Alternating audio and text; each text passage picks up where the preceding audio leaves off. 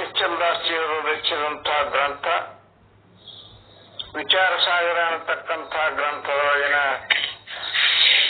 ತರಂಗನಕಟ್ಟು ವಿಷಯಾಂಕ 148 Doha 52ರಲ್ಲಿ ಬರ್ತಕ್ಕಂತಹ ವಿಷಯವನ್ನ ಗುರುಗಳು ನಿನ್ನೆ ದಿವಸ ನಮಗೆ ಉಪದೇಶವನ್ನ ಮಾಡೋರು. ಅಪಾರ ಮಿಥ್ಯಾ ಜಗತ್ತಿನ ಆಧಾರ ಅಧಿಷ್ಠಾನ ಅಜ್ಞಾನದಲ್ಲಿರುವಾಗ ನೀನೇ ಇರುವೆ ಅಂತ ಹೇಳ. ಕೂಟಸ್ಥ ಮತ್ತು ಚಿರಾಭಾಸ ಅಂತ ನಮ್ಮದವ. ಕೂಟಸ್ಥ ಚೇತನ, ಚಿರಾಭಾಸ ಜಡ. ಅದಕ್ಕ ಕೂಟಸ್ಥನಿಂದ ಚಿರಾಭಾಸ ಅನಿಸಿಕೊಳ್ತಾನ. ಮತ್ತ ಕೂಟಸ್ಥನಿಂದ ಅನಿಸಿಕೊಳ್ಳಲಾರದ ವಸ್ತು ಯಾವುದಾದ್ರೂ ಇಲ್ಲ, ಯಾವುದೂ ಇಲ್ಲ.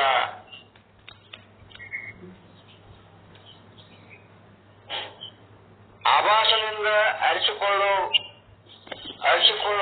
ವಸ್ತು ಯಾವುದಂದ್ರ ಜಡವಸ್ತು, ಹಾಗೂ ಆಭಾಸದಿಂದ ಅರಿಸಿಕೊಳ್ಳಲಾರದ ವಸ್ತು ಯಾವುದಂದ್ರ ಸಾಕ್ಷಿ ಚೇತನ.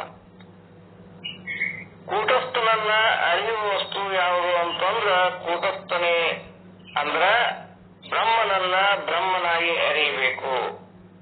ಯಾವ ವಸ್ತು ತನ್ನನ್ನ ತಾನು ಅರಿಯುವುದಿಲ್ಲ ಅದು ಏನಾಗ್ತಂದ್ರೆ ಜಡ. ಮತ್ತು ಯಾವ ವಸ್ತು ತನ್ನನ್ನು ಮತ್ತು ಇನ್ನೊಂದು ವಸ್ತುವನ್ನು ಅರಿತದ ಅದು ಚೇತನ ಆಗ್ತದ.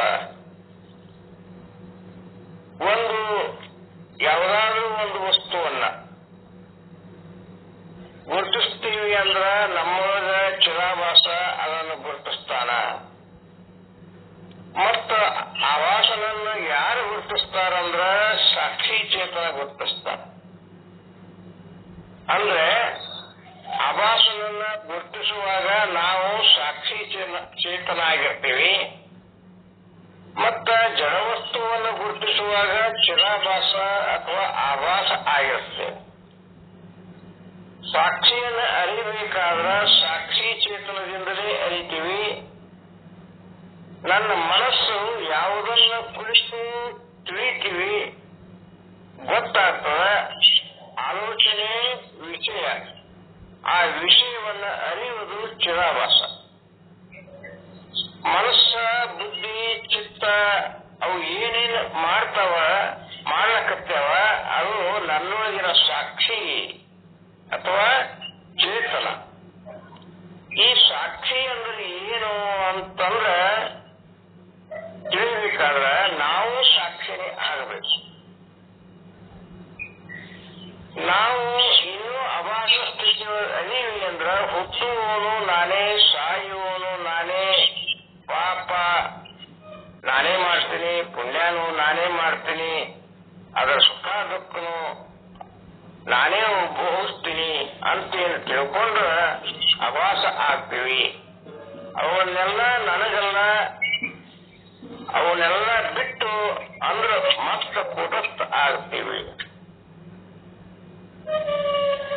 ಕೂಟಸ್ಥನೊಳಗ ಇವೆಲ್ಲ ಸೇರಿ ಚಿರಾಭಾಸ ಆಯ. ಯಾವಾಗ ನೀರೊಳಗ ಏನಾದ್ರು ಸೇರಿದ್ರ ನೀರು ತಿಳಿ ಇರೋದಿಲ್ಲ.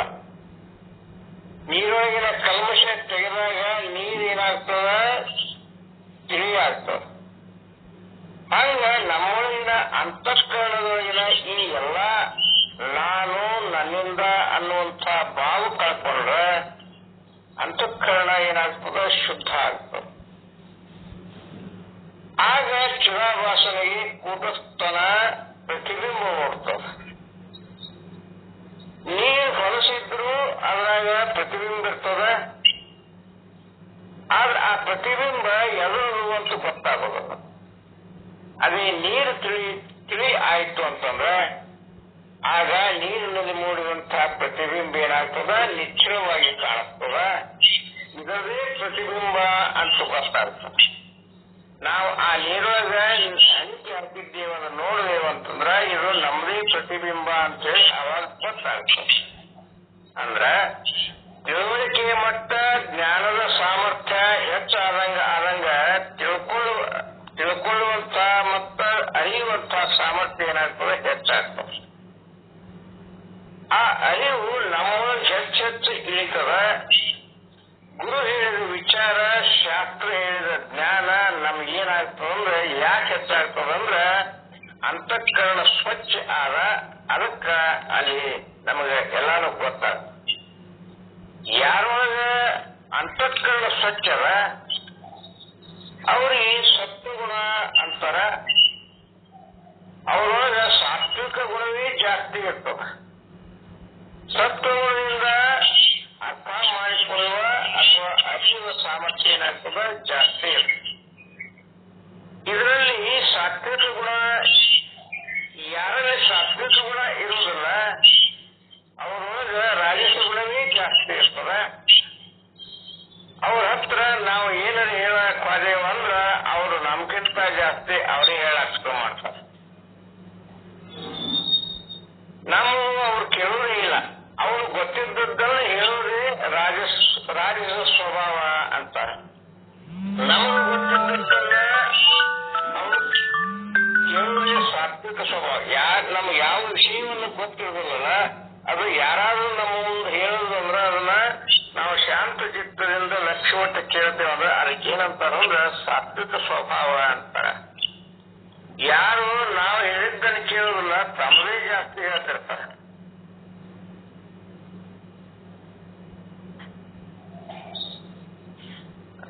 ಗುರುಗಳೇ ಹೆಂಡ್ರಾಗಿ ಮಾಡ್ಯಾರ ನೋಡ್ರಿ, ನೋಡಿಲ್ಲ. ನಿಮ್ಮದು ಮುಗಿದ್ಮೇಲೆ ನಾ ಮಾತಾಡ್ತೇನೆ ಅಂತ. ನೀವು ಮಾತಾಡ್ರಿ, ನೀವು ಮುಗಿಸ್ರಿ. ನಮಗೆ ಗೊತ್ತಿರೋದನ್ನ ಕೇಳೋದು ಏನಾಗ್ತದೆ ಅದು ಸಾತ್ವಿಕ ಸ್ವಭಾವ ಅಂತ ಆಗ್ತದೆ.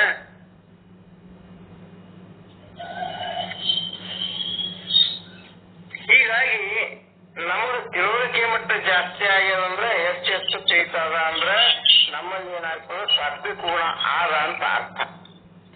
ಚಿದಾಭಾಸನಿಂದ ನಾವು ವಸ್ತುವನ್ನ ಕೂಟಸ್ಥನ ಪ್ರತಿಬಿಂಬವಾಗಿ ಅರಿತಾನ.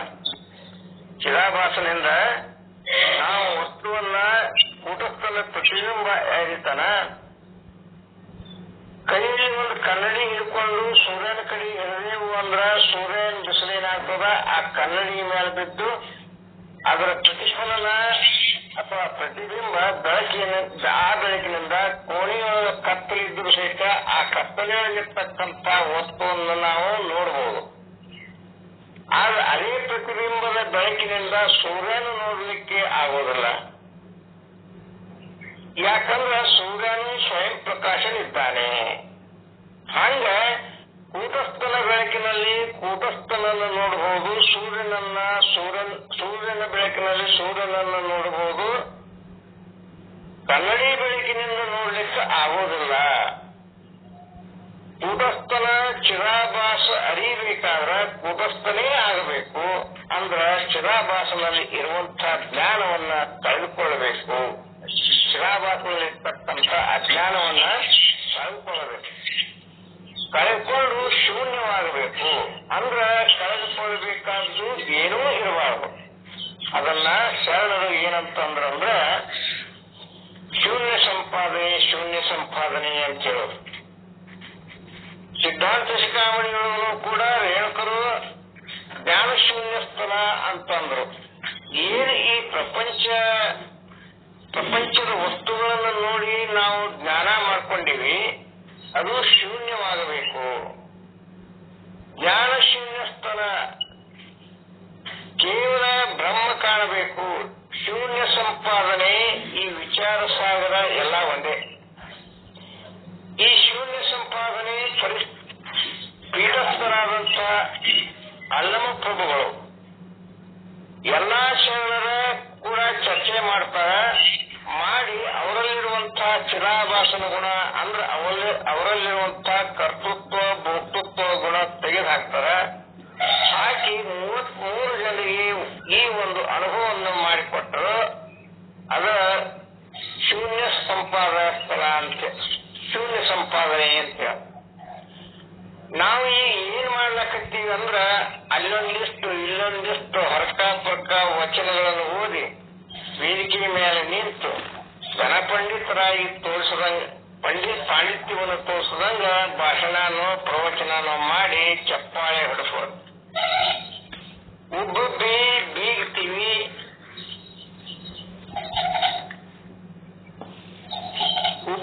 ಉಬ್ಬಿ ಬೀಗ್ತೀವಿ. ಅದರಲ್ಲಿ ಶರಣರ ವಚನಗಳು ಸಮಗ್ರ ಅಧ್ಯಯನ ಮಾಡುವ ತಾಳ್ಮೆ ಇಲ್ಲ. ಅದರಲ್ಲಿ ಇದ್ದದ್ದನ್ನ ಇದ್ದಂಗ ಹೇಳುವಂತ ಬುದ್ಧಿ ಇಲ್ಲ. ಶರಣರ ವಚನ ಸಾಹಿತ್ಯ ಅದೊಂದು ಸಮುದ್ರ ಇದ್ದಂಗ. ಆ ಸಮುದ್ರದ ಆಳಕ್ಕ ಇದು ನೋಡೋದಿಲ್ಲ. ಇದು ಇಂದಿನ ಸ್ಥಿತಿ. ಇದರಿಂದ ಮೋಕ್ಷ ದೊರೆಯುವುದಿಲ್ಲ, ಪರಮಾನಂದ ಪ್ರಾಪ್ತಿ ಆಗುವುದಿಲ್ಲ, ಮೋಕ್ಷ ದೊರೆಯುವುದಿಲ್ಲ. ಏನಾಗ್ತದಪ್ಪ ಅಂದ್ರ ಅದರಿಂದ ಏನರೇ ಸಮಸ್ಯೆ ಆದ್ರೆ ಮತ್ತೊಂದು ದುಃಖಿಗಳಾಗ್ತೀವಿ. ಬಸವಣ್ಣ ಬರೀ ಲಿಂಗ ಪೂಜಾ ಮಾಡ್ಕೊಂತ ಕುಂತಿರ್ತ. ಅದಕ್ಕ ಪ್ರಭುದೇವರಂದ್ರು, ನೀ ಹಿಂಗ ಬರೀ ಲಿಂಗವನ್ನ ಹಿಡ್ಕೊಂಡು ಕುಂತ್ರೆ ಹ್ಯಾಂಗಪ್ಪ? ಅಂತರಂಗದೊಳಗ ಒಂದು ಜಂಗಮ ಲಿಂಗ ಅದ ಅಂತ ಹೇಳಿ ಅದೇ ಲಿಂಗದ ಪರಿಚಯವನ್ನು ಮಾಡಿಸ್ತಾರೆ. ಅದಕ್ಕಿಂತ ಮೊದಲು ಬಸವಣ್ಣನವರು ಪೂರ್ವಿಕ ಲಿಂಗವನ್ನ ಪೂಜಾ ಮಾಡ್ತಿದ್ರು. ಬಸವಣ್ಣ ಹೇಳ್ತಾನ, ಲಿಂಗ ಜಂಗಮ, ಜಂಗಮ ಲಿಂಗವ ಎನಗೂ ತೂರಿದರಾರಯ್ಯ ಅಂತ. ಅದಕ್ಕ ಇಲ್ಲಿ ಎನ್ನ ಕರಸ್ಥಲಕ್ಕೆ ಚುರುಕಾಗಿರಯ್ಯ ಅಂತೇಳಿ ನಾವು ಕುಂತಿದ್ದೆವು. ನಾವು ಕೂಡ ಏನ್ ಮಾಡಿದ್ದೆವು, ಲಿಂಗ ನಮ್ಮ ಕರಸ್ಥಲಕ್ಕೆ ಬಂದು ಚುರುಕಾದ ಅಂತ ಅನ್ಕೊಂತ ಕುಂತಿದ್ದೆವು. ಈ 3.5 ಮೊಳ ಶರೀರದಲ್ಲೇನೆ ಕರಸ್ಥಲ ಮಹಾಕಾಶಿ ಹಂಗ ಘಟದೊಳಗೆ ಸೇರಿ ಘಟಾಕಾಶ ಆಗ್ಯಾವ. ಹಂಗ ಆ ಬ್ರಹ್ಮ ಈ ಪಿಂಡಾಂಡದೊಳಗೆ ಸೇರಿ ಕೂಟಸ್ಥನಾಗಿ ಸಾಕ್ಷಿಯಾಗಿ ಕೂತಾನ ಅನ್ನುವುದನ್ನ ನಮಗ ಇಲ್ಲಿ ಶ್ರೀ ನಿಶ್ಚಲದಾಸರಿಂದ ತಿಳ್ಕೊಂಡಿವಿ. ಅದಕ್ಕ ನಾವು ಶ್ರೀ ನಿಶ್ಚಲದಾಸರಿಗೆ ಏನಾಗುತ್ತಂದ್ರ ಸದಾ ಋಣಿಯಾಗಿದ್ದೇವೆ. ಹಾಗೆ ಬಸವಣ್ಣನವರು ಕೂಡ ಪ್ರಭುದೇವರಿಗೆ ಕೃತಜ್ಞರಾಗಿ ಹೇಳ್ತಾರ, ಲಿಂಗವೇ ಜಂಗಮ, ಜಂಗಮವೇ ಲಿಂಗ, ಇಂತಿಪ್ಪ ಅರಿವಿನ ಲಿಂಗವ ತೋರಿದವರಾರಯ್ಯ. ಲಿಂಗವ ಪೂಜಿಸುವುದೇ ಭವ ಹರಿಯದು. ಬರೀ ಲಿಂಗ ಪೂಜಾ ಮಾಡುವುದರಿಂದ ಈ ಭವ ಹರಿಯುತ್ತವೇನೋ? ಶಿಕ್ಷಿಸಿ ರಕ್ಷಿಸಿ ಎನ್ನ ಆದಿ ಅನಾದಿ ತೋರಿದ್ರಿ. ಆದಿ ಅನಾದಿ ತೋರಿ ಪ್ರಾಣಲಿಂಗ ಜಂಗಮವಾಗಿ ಎನ್ನ ಪ್ರತಿಷ್ಠಿಸಿ ತೋರಿದಿರಾರಿಯ. ನಿಮ್ಮಿಂದ ನಾನು ಬದುಕಿದನಯ್ಯ ಕೂಡಲ ಸಂಗಮ ದೇವ ಅಂತ ಬಸವಣ್ಣನವರು ಹೇಳ್ತಾರೆ. ಬೇರೆ ಬರೀ ಇಷ್ಟಲಿಂಗ ಪೂಜಾ ಮಾಡ್ಕೊಂತ ಕುಂತ್ರ ಭವ ಹರಿಯುವುದಿಲ್ಲ ಅಂದ್ರ ನಾವು ಅನ್ನುವಂಥ ಭವಚಕ್ರ, ಸಾವು ಅನ್ನುವಂತಹದ್ದೇನಿ ಚಕ್ರವಲ್ಲ, ಅದು ಹೋಗುವುದಿಲ್ಲ. ಶಿಕ್ಷಿಸಿ ಅಂದ್ರ ತಿಳಿ ಹೇಳಿ ರಕ್ಷಿಸಿದ್ರು ನನ್ನ. ಅಂದ್ರ ಲಿಂಗದ ಆದಿ ಅನಾದಿ ಅಂದ್ರ ಕೊನೆ ಮೊದಲಿಲ್ಲದ ವಿಶ್ವವ್ಯಾಪಿಯಾದಂತಹ ಪ್ರಾಣಲಿಂಗವೇ ಜಂಗಮಲಿಂಗ, ಜಂಗಮಲಿಂಗವಾಗಿ ತೋರಿಸಿದ್ರಿಯ ಅಂತ ಅಂತಾರ. ಎರೆದರೆ ನೆನೆಯದು, ಮರೆಯದರೆ ಬಾಡದು. ಹುರುಳಿಲ್ಲ ಹುರುಳಿಲ್ಲ ಹುರುಳಿಲ್ಲ ಲಿಂಗಾರ್ಚನೆ ಅಂದಾರ. ಲಿಂಗದ ಮೇಲ ನೀರಿದ್ರ ನೆನೆಯುವುದಿಲ್ಲ, ಆ ನೀರು ಹಾಕದಿದ್ರ ಅದು ಬಾಡುವುದಿಲ್ಲ. ಅದಕ್ಕ ಅಂತ ಪೂಜೆಯ ಅರ್ಥವಿಲ್ಲದ್ದು ಅಂತಾರ. ಹಿಂಗ ವ್ಯತ್ಯಾಸ ಏನಾದನ ಆಚಾರಕ್ಕ ವಿಚಾರಕ್ಕ ಶೂನ್ಯ ಆಗಬೇಕು.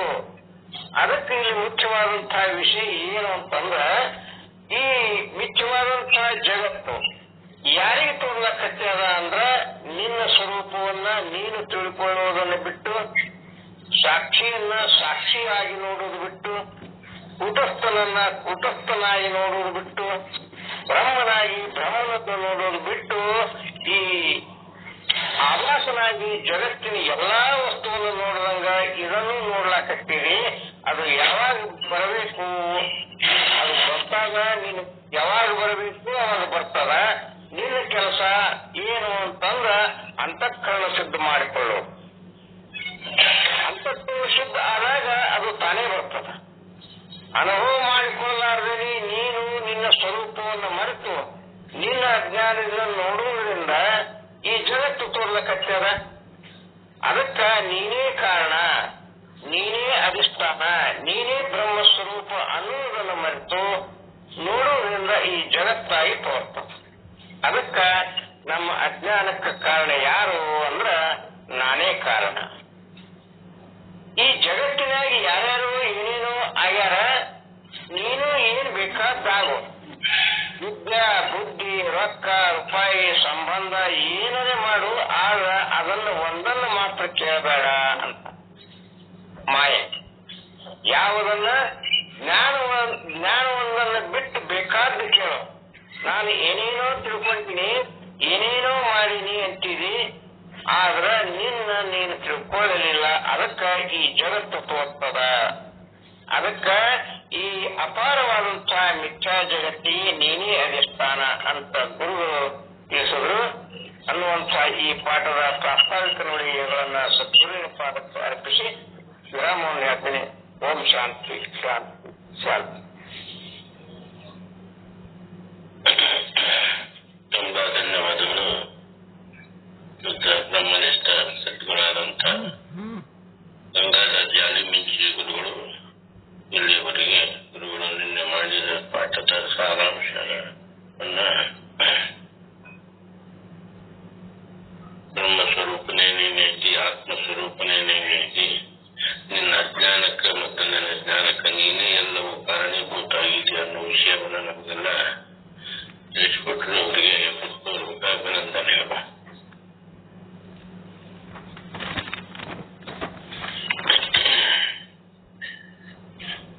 ಮುಂದಿನ ಕಾರ್ಯಕ್ರಮ ನಿರೂಪಣೆ ಮಾಡಿದ್ರು. ಇನ್ನು ಮುಂದೆ ವಸ್ತು ನಿರ್ದೇಶನ ರೂಪಮಂಗಲ ಓಂ ಸದ್ಗುರು ರುದ್ರಪ್ಪ, ಈಗ ಶುದ್ಧ ಪ್ರೇಮ ಸದ್ಗುರು ಶ್ರೀ ರುದ್ರಪ್ಪ ಹೆಡ್ಕಲ್ ಗುರುಗಳಿಂದ ವಸ್ತು ನಿರ್ದೇಶನ ರೂಪ ಮಂಗಲವನ್ನ ನಾವೆಲ್ಲರೂ ಆಲಿಸೋಣ.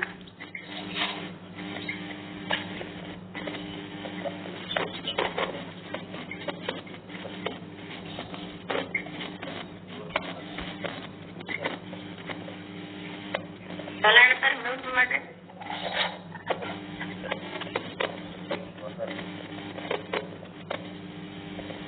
ಕಲ್ಯಾಣಪ್ಪರೇ ಮ್ಯೂಟ್ ಮಾಡ್ರಿ.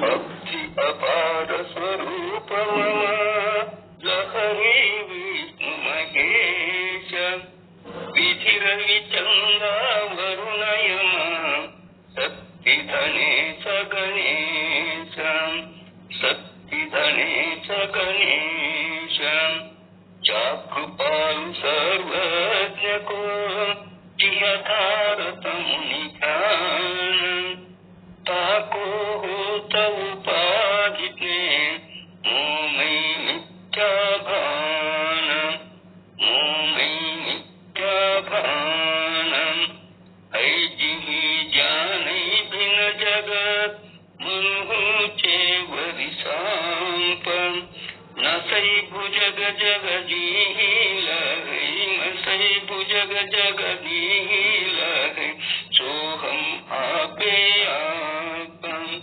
सोहम आपे आप, बोध चाही जाको सुकृति भजत राम निष्काम, सो मेरो है आत्मा काकू करू प्रणाम, काकू करू प्रणाम, जो सुख नित्य प्रकाश विभु नाम रूप आधार, मति न लखै जिहि मति लखै, सो मैं शुद्ध अपार, सो मैं शुद्ध अपार, सो मैं शुद्ध अपार।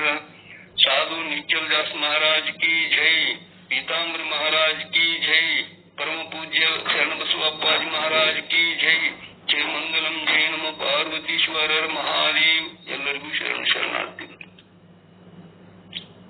ಇದುವರೆಗೆ ವಸ್ತು ನಿರ್ದೇಶನ ರೂಪ ಮಂಗಲಾಚರಣೆಯನ್ನು ನಡೆಸಿಕೊಟ್ಟ ಶುದ್ಧ ಬ್ರಹ್ಮನಿಷ್ಠ ಸದ್ಗುರುಗಳಾದ ಶ್ರೀ ರುದ್ರಪ್ಪ ಹೆರ್ಕಲ್ ಗುರುಗಳಿಗೆ ಅನಂತ ಧನ್ಯವಾದಗಳು. ಇನ್ನು ಮುಂದೆ ಶುದ್ಧ ಬ್ರಹ್ಮನಿಷ್ಠ ಸದ್ಗುರುಗಳಾದ ಶ್ರೀ ಶರಣಬಸವ ಮಹಾಸ್ವಾಮಿಗಳಿಂದ ಮೋಕ್ಷ ವಿಚಾರವನ್ನ ನಾವೆಲ್ಲರೂ ಆಲಿಸೋಣ.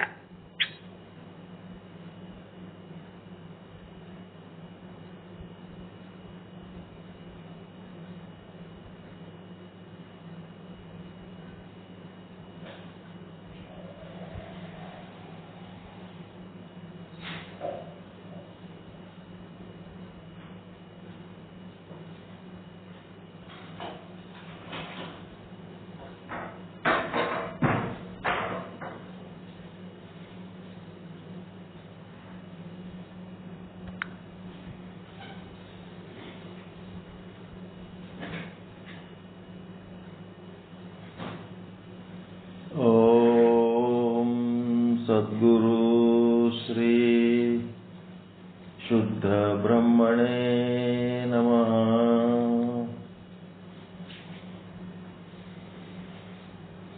ಸಮಸ್ತ ಶುದ್ಧ ಬ್ರಹ್ಮ ಸ್ವರೂಪರಲ್ಲಿ ಅನಂತ ಪ್ರಣಾಮಗಳು.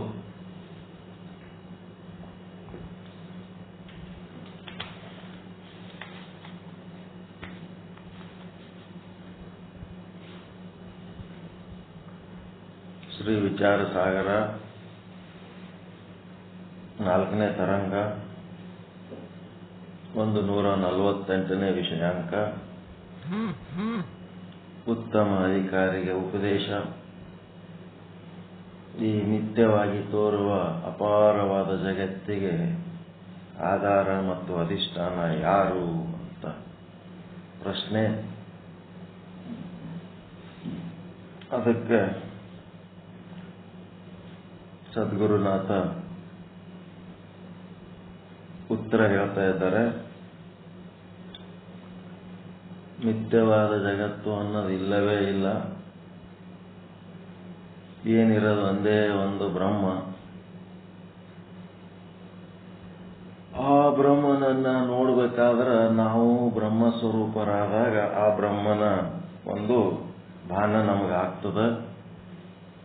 ಬ್ರಹ್ಮದ ಬಾಣ ಹೆಂಗಿರ್ತದ ಅಂತಂದ್ರೆ ತನ್ನಿಂದ ಭಿನ್ನವಾದ ಯಾವುದೂ ತೋರುವುದಿಲ್ಲ. ಬ್ರಹ್ಮಾಂಡ ಪಿಂಡಾಂಡ ಏನು 84 ಲಕ್ಷ ಜೀವರಾಶಿಗಳದವ, ಪಂಚಮಹಾಭೂತಾದಿಗಳದವ, ಎಲ್ಲವೂ ತಾನೇ ಆಗಿರ್ತಾನ. ತನ್ನಿಂದ ಭಿನ್ನವಾಗಿ ಏನು ತೋರ್ತದ ಅಂದ್ರೆ ಬ್ರಹ್ಮನಿಂದ ಭಿನ್ನವಾಗಿ ಏನೇನು ತೋರ್ತದ ಅದೆಲ್ಲ ಮಿಥ್ಯೆ ಅನ್ನಿಸ್ಕೊತಿರ್ತದ, ಜಗತ್ತು ಅನ್ನಿಸ್ತಿರ್ತದ, ಕನಸು ಅನ್ನಿಸ್ತಿರ್ತದ, ಭ್ರಮೆ ಅನ್ನಿಸ್ತಿರ್ತದ. ಆ ಮಿಥ್ಯವಾಗಿ ತೋರ್ತಾ ಇರೋ ಜಗತ್ತು ಯಾಕೆ ತೋರ್ತದ ಅಂತಂದ್ರೆ ನಮ್ಮ ಬ್ರಹ್ಮ ಸ್ವರೂಪದ ಜ್ಞಾನ ಇಲ್ಲದ ಕಾರಣ. ಅದಕ್ಕೊಂದು ಸ್ಥಾನಮಾನ ಅಂತ ಕೊಟ್ಟಾರ. ಸತ್ಯಕ್ಕೆ ಒಂದು ಸ್ಥಾನಮಾನ ಕೊಟ್ಟಾರ. ಏನು? ಶುದ್ರ ಸತ್ಯ, ಪ್ರಾತಿಭಾಷಿಕ ಸತ್ಯ, ವ್ಯಾವಹಾರಿಕ ಸತ್ಯ, ಪಾರಮಾರ್ಥಿಕ ಸತ್ಯ. ಈ 4 ಸ್ಥಾನಮಾನಗಳ ಕೊಟ್ಟು ನಿಜವಾದ ಶುದ್ಧ ಬ್ರಹ್ಮ ಹೆಂಗದನಂದ್ರ ಈಗ 4 ಸ್ಥಾನಮಾನಗಳಿಗೆ ಆಚೆ ಅದ. ನಾವು ಪಾರಮಾರ್ಥಿಕ ಸತ್ಯನೂ ದಾಟ್ಯದ. ಅಲ್ಲಿ ಯಾವ ಶಬ್ದಗಳಿಗಾಗ್ಲಿ, ಯಾವ ಬುದ್ಧಿಗಾಗ್ಲಿ, ಯಾವ ವಿಚಾರಗಳಿಗಾಗ್ಲಿ ನಿಲುಕಲಾರ್ದವನು.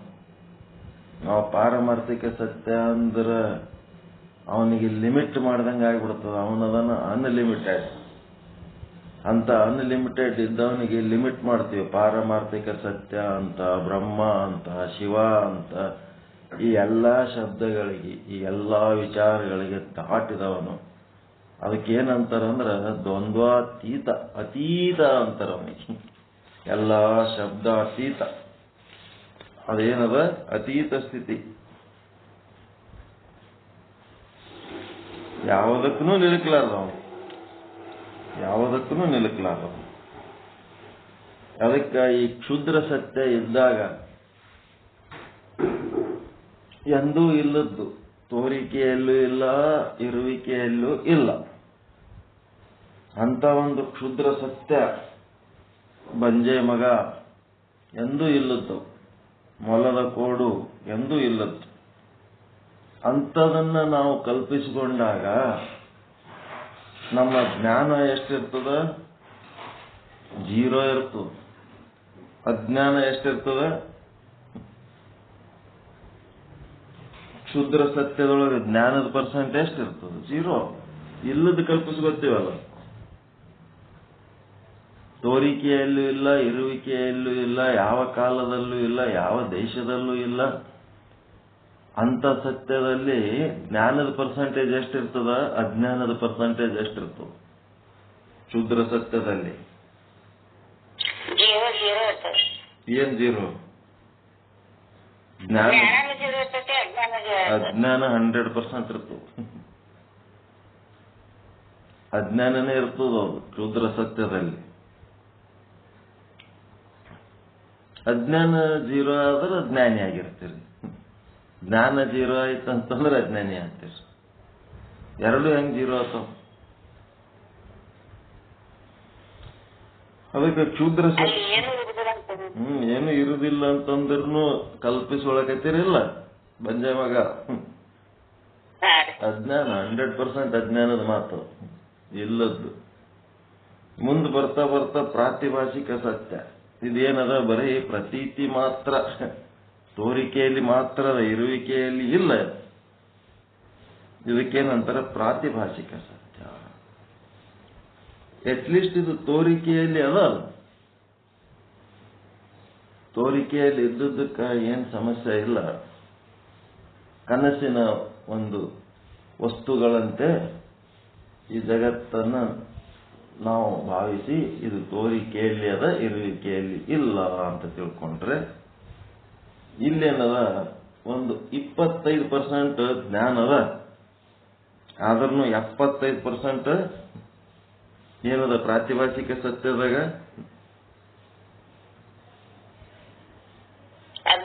ಅಜ್ಞಾನನೇ ಅದ. ಕನಸನ್ನ ಸತ್ಯ ಅಂತ ತಿಳ್ಕೊಂಡ್ರ, ನಿನ್ನೆ ರಾತ್ರಿ ಕನಸಿನಾಗ ನನಗ ನೀವು ಭೇಟಿ ಆಗಿದ್ರಿ, ನಿಮ್ಗೆ 10,000 ರೂಪಾಯಿ ಸಾಲ ಕೊಡಬೇಕಾಗಿತ್ತು. ಕನಸಿನಾಗ ಅವಾಗ ಕೊಟ್ಟನಲ್ಲ. ಅವಾಗ ಏನಂತಂದ್ರೆ ಎತ್ತರ ಆದ್ಮೇಲೆ ಒಪ್ಕೋತಾರೇನು? ಎತ್ತರ ಆದ್ಮೇಲೆ ಕನಸಿನಾಗ ಮುಟ್ಸಿನಿ ಅಂದ್ರೆ ಹೆಂಗ? ಅದಕ್ಕೆ ಕನಸಿನ ಸತ್ಯ ಬಹಳ ಕಡಿಮೆ, 25% ಅದ, 75% ಅಜ್ಞಾನನೇ ಅದಾವ. ಮುಂದೆ ಬ್ಯಾಲ್ ಬರ್ತೀವ್ರಿ ವ್ಯಾವಹಾರಿಕ ಸತ್ಯ ಅಂತಂದ್ರ, ಇಲ್ಲಿ ತೋರಿಕೆನೂ ಅದ, ಇರುವಿಕೆನೂ ಅದ. ಇರುವಿಕೆ ಯಾರ್ದದಪ್ಪ ಅಂತಂದ್ರ ಬ್ರಹ್ಮನ ಇರುವಿಕೆ ಅದು. ಸತ್ತಾ ಸ್ಫೂರ್ತಿ ಬ್ರಹ್ಮಂದು, ಅಲ್ಲಿ ಇರೋದು ಬ್ರಹ್ಮನೇ ಅದನ.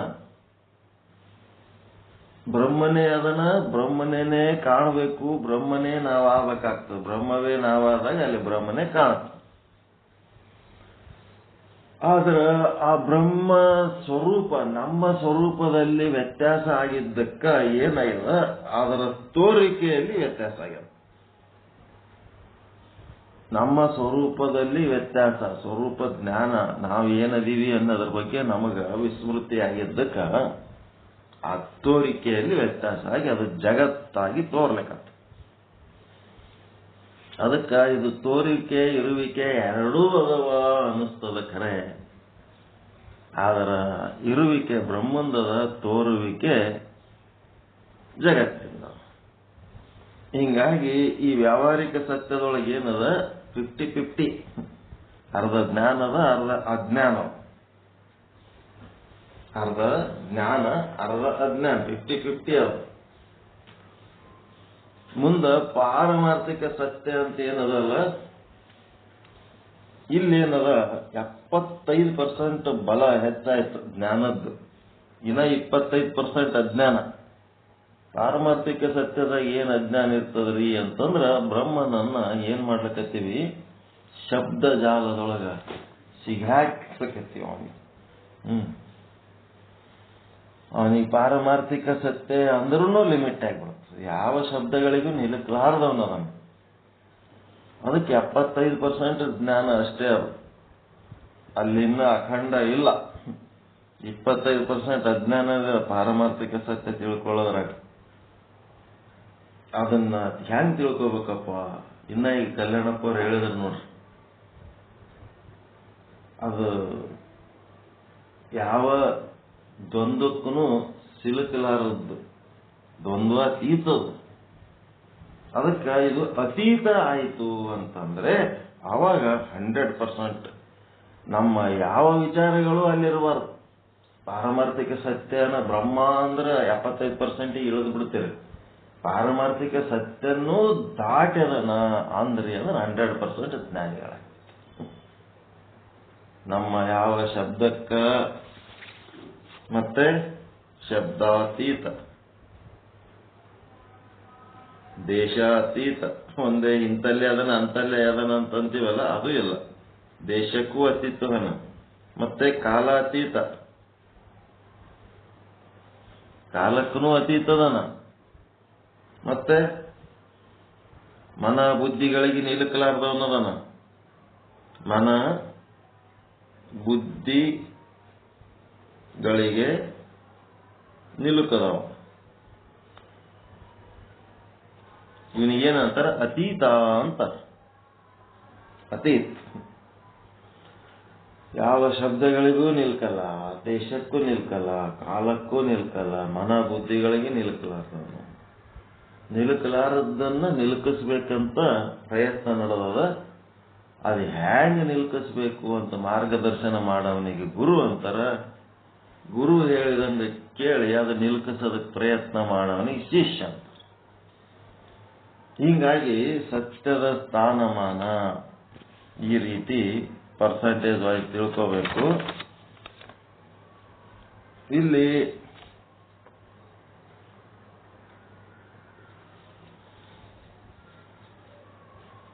ಏನೆಲ್ಲ ಬ್ರಹ್ಮದಿಂದ ಭಿನ್ನವಾಗಿ ತೋರಿದ ಜಗತ್ತು ಏನದ ಮಿಥ್ಯೆ ಅದ.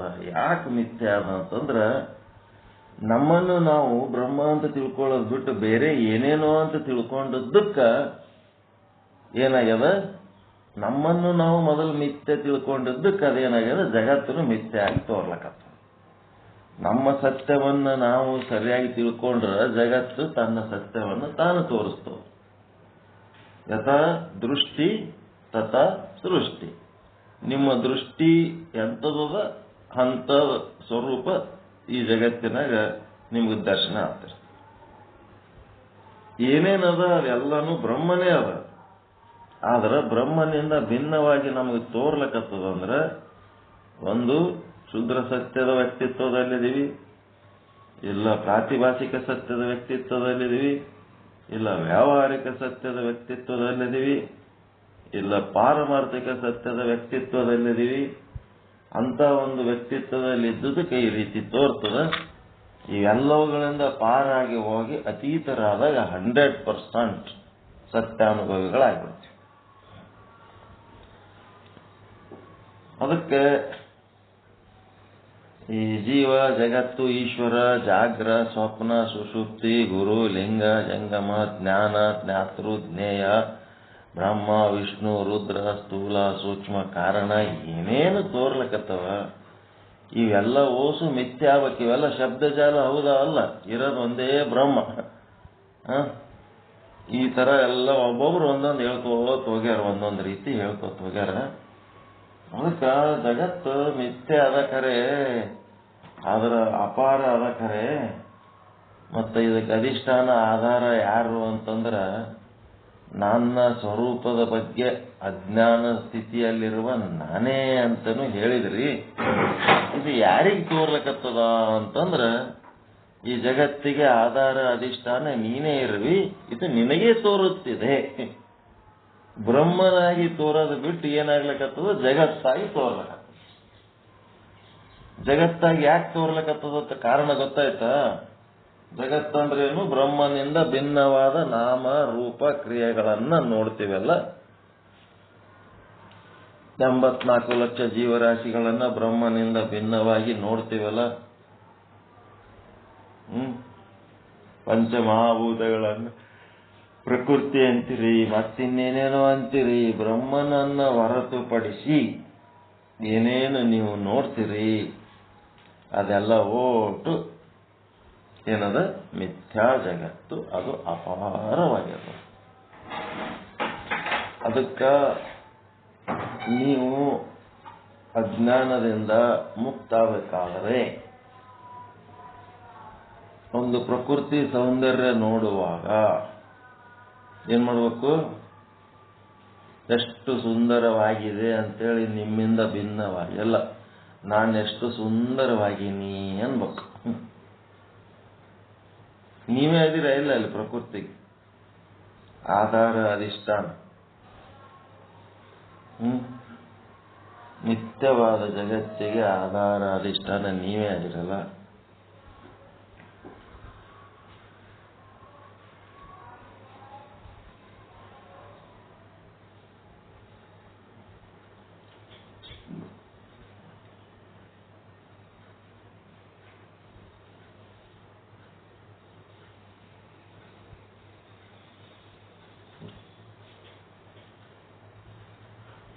ಜೀವಿ ಕುರ್ಚಿ ಕೊಡ್ಬೇಕು.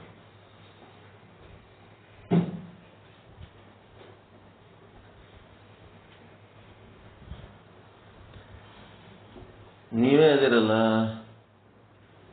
ಅದಕ್ಕ ನೀವು ಒಂದು ಬ್ರಹ್ಮರೇ ಆಗ್ರಿ, ಇಲ್ಲ ಬ್ರಹ್ಮ ಸ್ವರೂಪರೇ ಆಗ್ರಿ. ಬ್ರಹ್ಮ ಸ್ವರೂಪರಾಗಿ ಆವಾಸ ಸ್ವರೂಪರಾಗಿ ಬ್ರಹ್ಮನನ್ನು ನೋಡ್ತೀವಿ ಅಂದ್ರೆ ಆಗಂಗಿಲ್ಲ. ಆಭಾಸ ಪ್ರತಿಬಿಂಬ ಆಗಿ ಬ್ರಹ್ಮನ ಪ್ರತಿಬಿಂಬ ಆಗಿ ನೀವು ಸ್ವರೂಪದಲ್ಲಿ ನಿಮ್ಮ ನಿಜ ಸ್ವರೂಪದಲ್ಲಿರ್ಲಿಲ್ಲ ಅಂತಂದ್ರೆ ಇದು ಜಗತ್ತು ಕಾಣುತ್ತದೆ ಅಷ್ಟೇ. ಹೆಂಗ್ ಮಾಡಬೇಕು?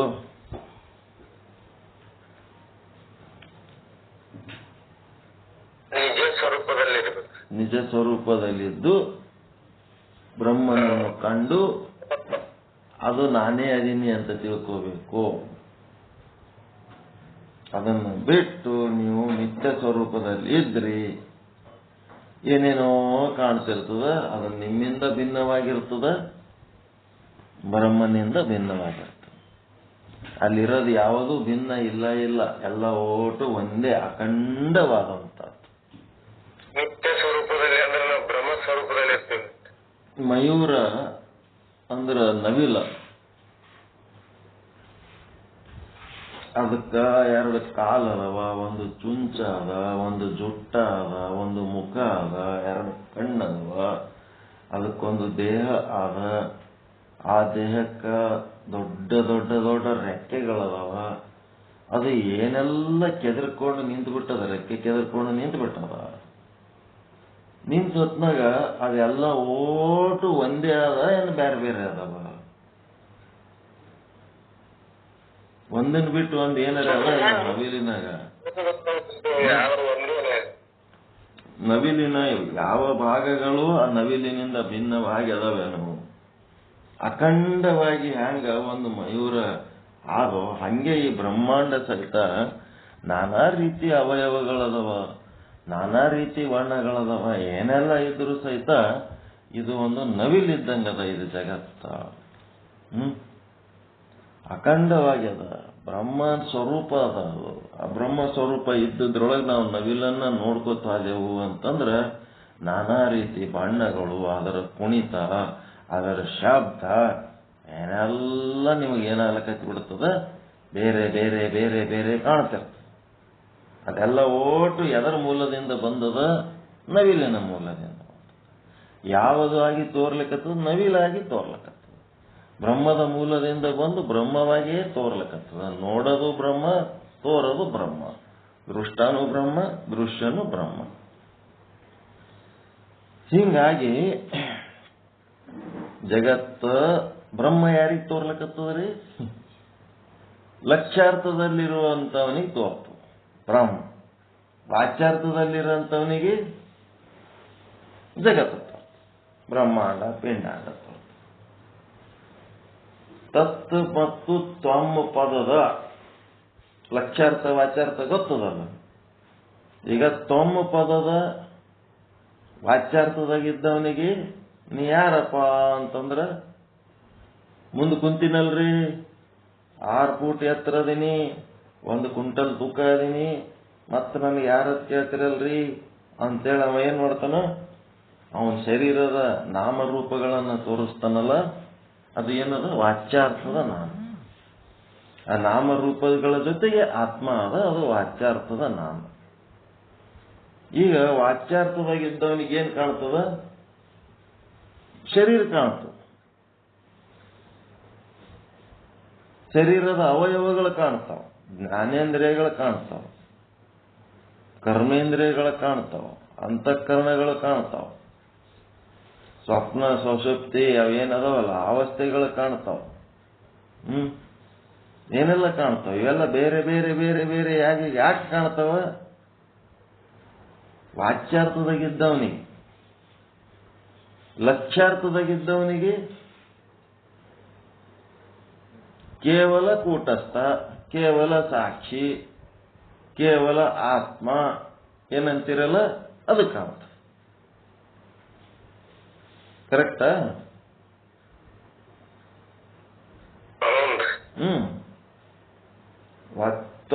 ತ್ವಮ್ ಪದದ ವಾಚ್ಯಾರ್ಥದಲ್ಲಿದ್ದವನಿಗೆ ಈ ಶರೀರದ ಸಂಪತ್ತುಗಳು, ಶರೀರದ ಸಂಬಂಧಗಳು, ಶರೀರದ ಅವಸ್ಥೆಗಳು, ಶರೀರದಲ್ಲಿ ಜನನ ಮರಣ ಅವೇನದ ಸಂಸಾರ, ಕರ್ತೃತ್ವ, ಭೋಕ್ತೃತ್ವ ಏನೆಲ್ಲ ಕಾಣ್ತದ. ಎಲ್ಲಿ? ವಾಚ್ಯಾರ್ಥದಲ್ಲಿದ್ದವನಿಗೆ.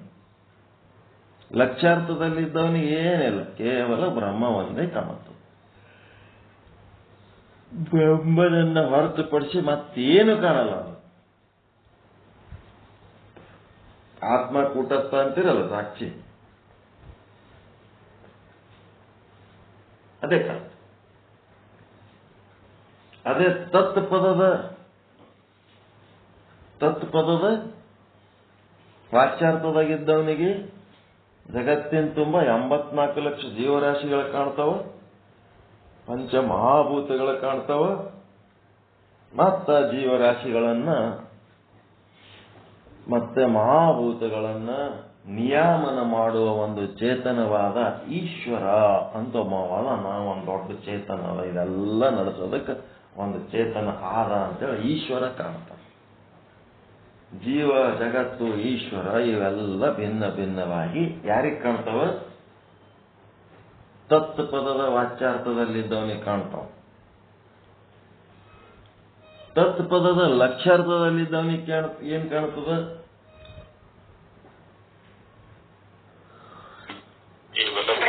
ಕೇವಲ ಬ್ರಹ್ಮಚೇತನ ಒಂದೇ.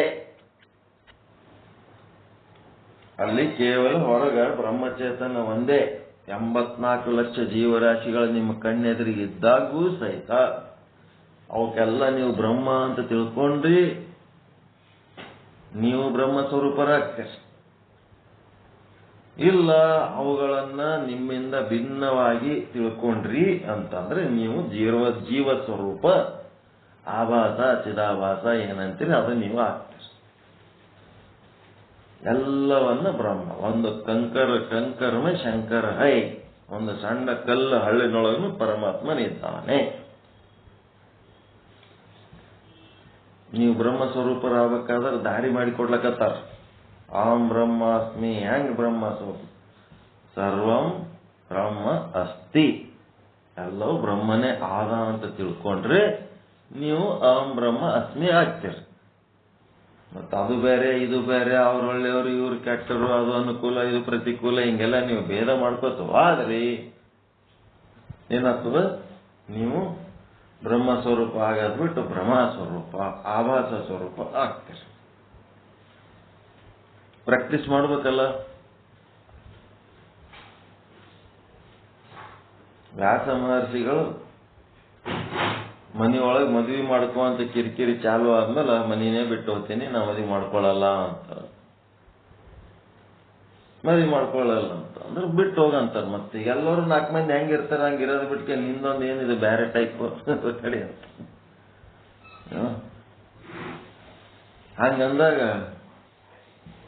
ಆಯ್ತಂತ ತಯಾರಾಗಿ ಹೊರಗೆ ಹೋಗುವ ಸಮಯದಲ್ಲಿ ಆ ಮನೆಯೊಳಗೆ ಎಷ್ಟು ವಸ್ತುಗಳನ್ನು ತಾನು ಮುಟ್ಟಿ ಬಳಸಿ ಬದುಕ್ಯಾನ, ಆ ಎಲ್ಲ ವಸ್ತುಗಳನ್ನ ಏನ್ ಮಾಡ್ತಾ ಬ್ರಹ್ಮ ಬ್ರಹ್ಮ ಬ್ರಹ್ಮ ಬ್ರಹ್ಮ ಅಂತ ಮುಟ್ಟಿ ಮುಟ್ಟಿ ಮುಟ್ಟಿ ಮುಟ್ಟಿ ನಮಸ್ಕಾರ ಮಾಡಿ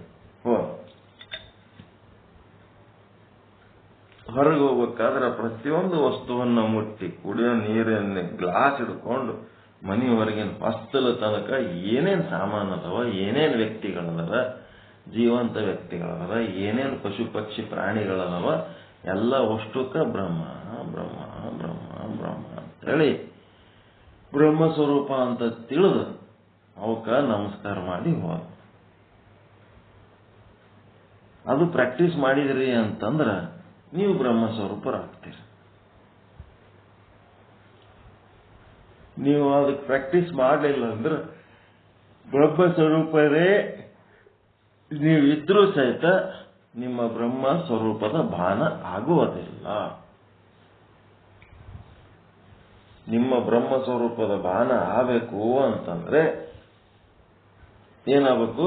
ಎಲ್ಲವನ್ನ ಬ್ರಹ್ಮ ಸ್ವರೂಪವಾಗಿ ನೋಡುವಂತ ಒಂದು ಅಭ್ಯಾಸ ಮಾಡಬೇಕು, ಪ್ರಾಕ್ಟೀಸ್ ಮಾಡಬೇಕು.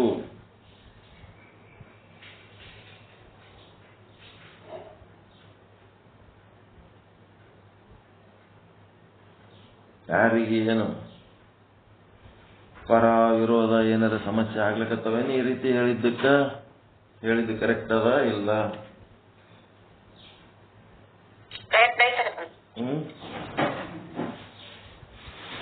ಎಲ್ಲವನ್ನ ಬ್ರಹ್ಮವಾಗಿ ನಿಮ್ಮನ್ನ ಹಿಡ್ಕೊಂಡು ನೀವು ಬ್ರಹ್ಮ, ಎಲ್ಲವೂ ಬ್ರಹ್ಮ ಅನ್ನಂಥದ್ದು ರೂಢಿ ಮಾಡ್ಕೋಬೇಕು.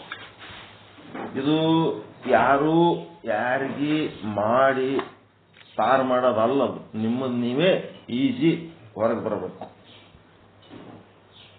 ಹಂಗ ಮಾಡೋದಕ್ಕೆ ನಿಮ್ಗೆ ಏನ್ ಸಮಸ್ಯೆ ಅದ ಹೇಳಿದ್ರೆ ಏನಾಗ್ತದ? ಅದಕ್ಕೆ ಪರಿಹಾರದ ಬಗ್ಗೆ ಚಿಂತನೆ ಮಾಡಬಹುದು. ಮೊದಲು ನೀವು ಸ್ವಾನುಭಾವದಲ್ಲಿ ಚಿಂತನೆ ಮಾಡ್ಕೋಬೇಕು. ತಿಳಿಲಿಲ್ಲ ಅಂತಂದ್ರೆ ಬ್ರಹ್ಮ ಅಂತ ಇಂಥವ್ರಿಗೆ ನಾ ಬ್ರಹ್ಮ ಅಂತ ತಿಳ್ಕೊಬೇಕಂತೀನಿ, ಅದು ನನ್ನಿಂದ ಆಗ್ತಾ ಇಲ್ಲ. ಇಂಥ ವಸ್ತುವನ್ನು ಬ್ರಹ್ಮ ಅಂತ ತಿಳ್ಕೊಳಕ್ ಪ್ರಯತ್ನ ಮಾಡ್ಲಕತ್ತೀನಿ, ಅದು ನನ್ನಿಂದ ಆಗ್ತಾ ಇಲ್ಲ ಅಂತ ಅಂದಾಗ ಅದರ ಬಗ್ಗೆ ಚಿಂತನೆ ಮಾಡಬೇಕು.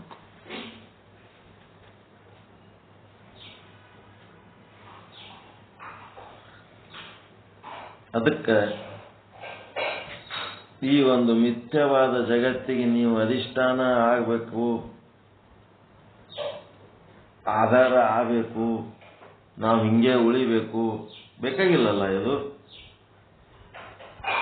ನಾವು ಸತ್ಯ ಸ್ವರೂಪರಾಗಬೇಕು, ಎಲ್ಲೆಡೆ ನಾವು ಸತ್ಯದ ದರ್ಶನವನ್ನೇ ಮಾಡಬೇಕು. ಅದು ಬೇಕಾ? ಏನಿದು ಮಿಥ್ಯವಾದ ಜಗತ್ತಿಗೆ ಆಧಾರ ಅಧಿಷ್ಠಾನ ಆಗಬೇಕ? ಅಪಾರವಾದ ಜಗತ್ತಿಗೆ ಬೇಕಾಗ್ಯದ ಇದು.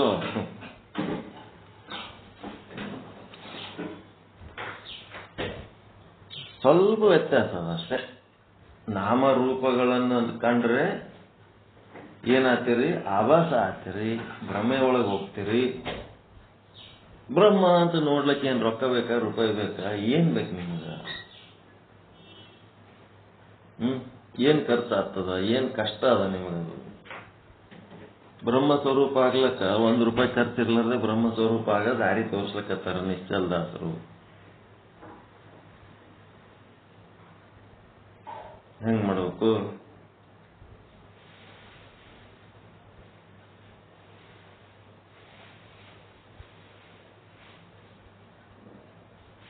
ಹೆಂಗ್ ಮಾಡ್ಬೇಕ್ರಿ? ಏನಾರ ಖರ್ಚದ ಮತ್ತ ಶಾಂತಿ ಗಿಂತಿ ಮಾಡ್ಬೇಕಾಗ್ಯದ? ಏನಾರ ಒಂದು ದೋಷ ಬಂದದ್ರಿ, ಶಾಂತಿ ಮಾಡ್ಬೇಕಂತೇಳಿ ಅಲ್ಲಿ ಪೂಜಾರಿ ಪುರೋಹಿತರ ಬಲ್ಲಿ ಹೋಗಿ ಏನಾರ ಶಾಂತಿ ಗಿಂತಿ ಮಾಡ್ಬೇಕೇನು? ಭ್ರಮಾತ್ ಕಳ್ಕೊಳ್ಳೋದು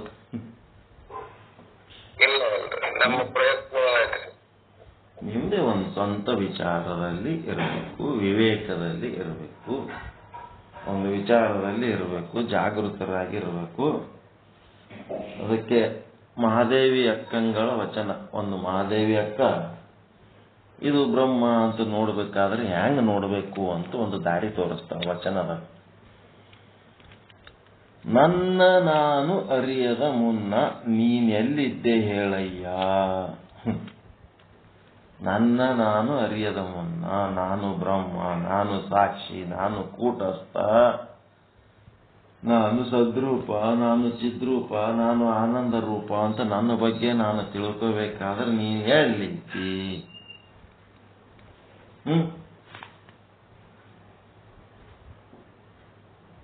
ಈಗ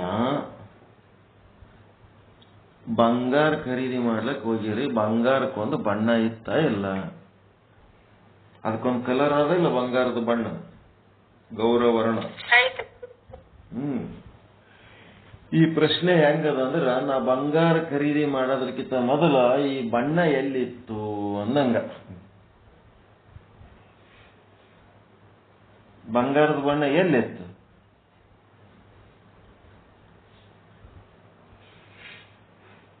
ಬಂಗಾರ ತಗೊಂಡು ಬರುವಾಗ ಆ ಬಂಗಾರಕ್ಕೊಂದು ಬಣ್ಣ ಅದ, ಆ ಬಣ್ಣ ಎಲ್ಲಿತ್ತು?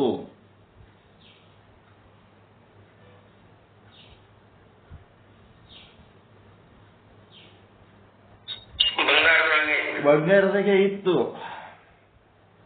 ಹಂಗ ನನ್ನ ನಾನು ಅರಿಯದ ಮುನ್ನ ನೀನೆಲ್ಲಿದ್ದೆಯಯ್ಯ. ನನ್ನ ಆತ್ಮಸ್ವರೂಪವನ್ನ ನಾನು ಅರಿಯುವುದಕ್ಕಿಂತ ಮುಂಚೆ ಬ್ರಹ್ಮ ನೀನೆಲ್ಲಿದ್ದೆ?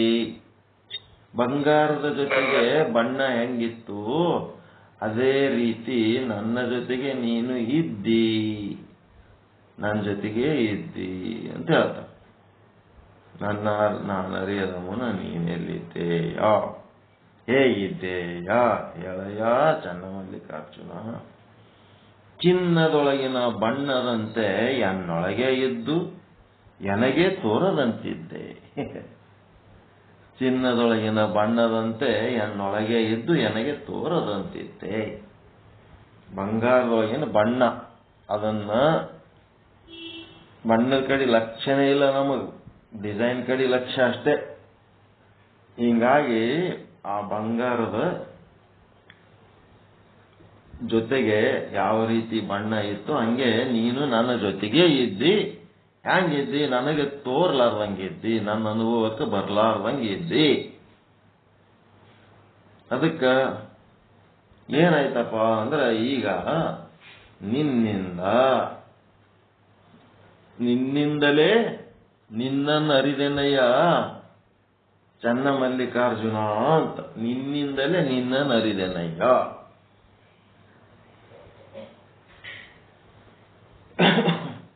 ಹೆಂಗ?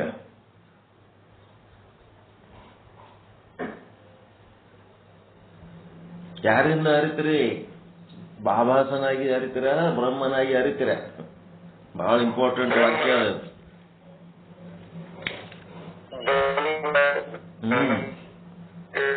ನಿನ್ನಿಂದಲೇ ಅಂದ್ರ ಬ್ರಹ್ಮನಾಗಿ, ಬ್ರಹ್ಮನನ್ನು ಅರಿತೆ ಅಂದಂಗದ. ನಿನ್ನಿಂದಲೇ ನಿನ್ನನ್ನು ಅರಿತೆನಯ್ಯ.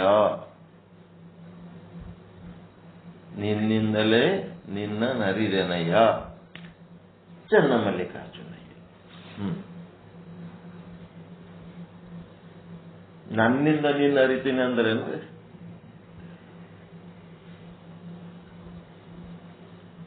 ಒಂದು ಹಾಡ ಹಾಕಿದ್ದೆ ಮೊದಲ, ನಿನ್ನನ್ನೇ ನೋಡುವೆ ನಿನ್ನನ್ನೇ ಅಂತ ಒಂದು ಹಾಡ ಕೇಳಿರಿಲ್ಲ? ಹಾಕಿದ್ನಲ್ಲ, ನಿನ್ನನ್ನೇ ಕೇಳುವೆ ನಿನ್ನನ್ನೇ, ನಿನ್ನಿಂದ ಕೇಳುವೆ ನಿನ್ನನ್ನೇ, ನಿನ್ನನ್ನೇ ನೋಡುವೆ ನಿನ್ನನ್ನೇ, ನಿನ್ನಿಂದ ನೋಡುವೆ ನಿನ್ನನ್ನೇ ಅಂತ ಒಂದು ಹಾಡ. ಅವನಿಗೆ ಹೆಂಗ್ ನೋಡ್ತೀರಿ ಅಂದ್ರೆ, ಅವನಿಗಿಂತ ಅವನು ನೋಡ್ತೀರಿ. ಅವನು ನೋಡ್ಬೇಕಾದ್ರೆ ಅವನೇ ನೀವಾಗ್ಬೇಕು. ಅವನ ಸ್ವರೂಪ ನೀವು ಆಗ್ಲಾರ್ದೆ ಅವನಿಗೆ ನೋಡ್ಲಕ್ ಸಾಧ್ಯನೇ ಇಲ್ಲ.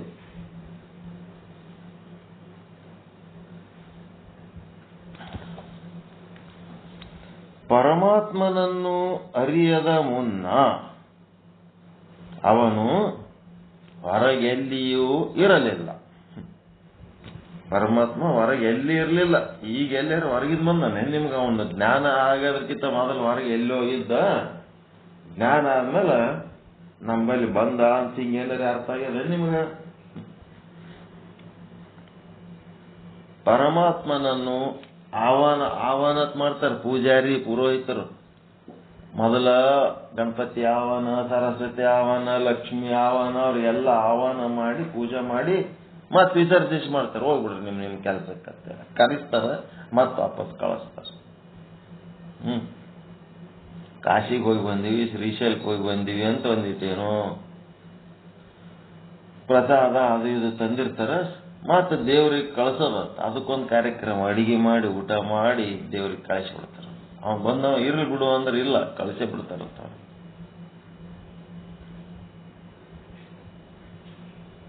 ಅದಕ್ಕ ಪರಮಾತ್ಮನನ್ನು ಅರಿಯದ ಮುನ್ನ ಅವನು ಹೊರಗೆಲ್ಲಿಯೂ ಇರಲಿಲ್ಲ.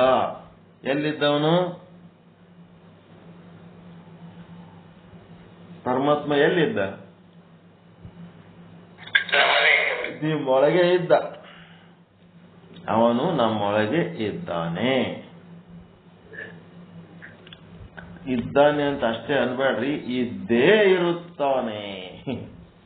ಚಿನ್ನ ತಗೊಂಡಿರಿ ಅಂದ್ರೆ ಚಿನ್ನದ ಜೊತೆಗೆ ಬಣ್ಣ ಇರುತ್ತದೆ. ಬಣ್ಣ ಎಲ್ಲಿದರೆ ಬರಂಗಿಲ್ಲ, ಬಣ್ಣವು ಇದ್ದೇ ಇರುತ್ತದೆ. ಚಿನ್ನ ಮತ್ತು ಬಣ್ಣ ಅಂತ ಎರಡು ಇಲ್ಲ. ಜೀವ ಮತ್ತು ಬ್ರಹ್ಮ ಅಂತ ಎರಡಿಲ್ಲ. ಜೀವೋ ಬ್ರಹ್ಮ ಇವ ನಾಪರಹ. ಬ್ರಹ್ಮ ಸತ್ಯ ಜಗನ್ಮಿಥ್ಯ. ಜೀವೋ ಬ್ರಹ್ಮ ಇವ ನಾಪರಹ. ನೀವು ಆಭಾಸನಾಗಿ ಜಗತ್ತನ್ನು ಏನು ನೋಡ್ತೀರಿ ನಾಮರೂಪಾತ್ಮಕವಾಗಿ, ಅದು ಮಿಥ್ಯ ಅದ. ನಿಮ್ಮ ದೃಷ್ಟಿಯೊಳಗ ಅಲ್ಲಿ ಏನ್ ಮಿಥ್ಯ ಕಾಣುತ್ತದ ಅದೆಲ್ಲ ನೀವು ಸತ್ಯ ಮಾಡ್ಕೊಳಕ್ ಬರ್ತದೆ. ನಿಮ್ಮಲ್ಲಿ ಬ್ರಹ್ಮ ಸ್ವರೂಪದ ಒಂದು ಸಾಧನೆ ಇತ್ತಂದ್ರೆ ಅದು ಸತ್ಯ ಆಗ್ತದೆ. ಹೆಂಗ್ ಮಾಡ್ತೀರಿ? ಬಣ್ಣ ಮತ್ತು ಚಿನ್ನ ಅಂತ ಎರಡು ಇವೆಯೇ, ಎರಡು ಬೇರೆ ಬೇರೆ ಇಲ್ಲ. ಎಲ್ಲಿ ಚಿನ್ನ ಅದ ಅಲ್ಲಿ ಬಣ್ಣ ಇದ್ದೇ ಇರ್ತದ. ಅದೇ ರೀತಿ ಎಲ್ಲಿ ಬ್ರಹ್ಮ ಇರ್ತಾನ ಅಲ್ಲಿ ಜೀವ ಇದ್ದೇ ಇರ್ತದ. ಅದಕ್ಕೆ ಪರಮಾತ್ಮನನ್ನು ಅರಿಯದ ಮುನ್ನ ಅವನು ಹೊರಗೆಲ್ಲಿಯೂ ಇರಲಿಲ್ಲ, ನಮ್ಮೊಳಗೆ ಇದ್ದಾನೆ, ಇದ್ದೇ ಇರುತ್ತಾನೆ. ಚಿನ್ನದೊಳಗಿನ ಬಣ್ಣದಂತೆ. ಚಿನ್ನ ಮತ್ತು ಬಣ್ಣ ಅಂತ ಎರಡು ಇವೆಯೇ ಇಲ್ಲ. ಚಿನ್ನ ಬಿಟ್ಟು ಬಣ್ಣವಿಲ್ಲ, ಬಣ್ಣ ಬಿಟ್ಟು ಚಿನ್ನವಿಲ್ಲ. ಅದೇ ರೀತಿ ಬ್ರಹ್ಮನನ್ನು ಬಿಟ್ಟು ಜೀವನಿಲ್ಲ, ಜೀವನನ್ನು ಬಿಟ್ಟು ಬ್ರಹ್ಮವಿಲ್ಲ. ನಾನೇ ನೀನು, ನೀನೇ ನಾನು. ನಾನು ನೀನು ಎಂಬ ಎರಡಿಲ್ಲ. ಹೆಂಗದ ನೋಡ್ರಿ.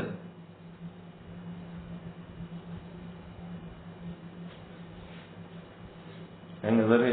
ಚಲೋ ಅದ.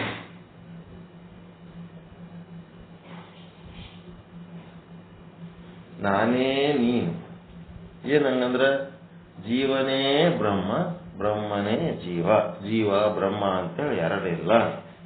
ಆದ್ದರಿಂದ ನಿನ್ನ ಜ್ಞಾನದಿಂದಲೇ ನಿನ್ನ ನರಿತೆ ನೋಡ ಚನ್ನಮಲ್ಲಿಕಾರ್ಜುನ ಅಂದಳು ಅಕ್ಕ.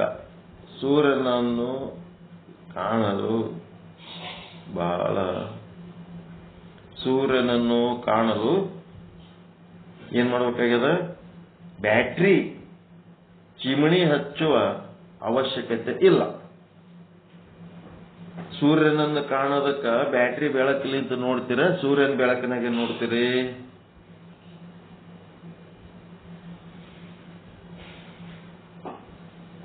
ಹೆಂಗ?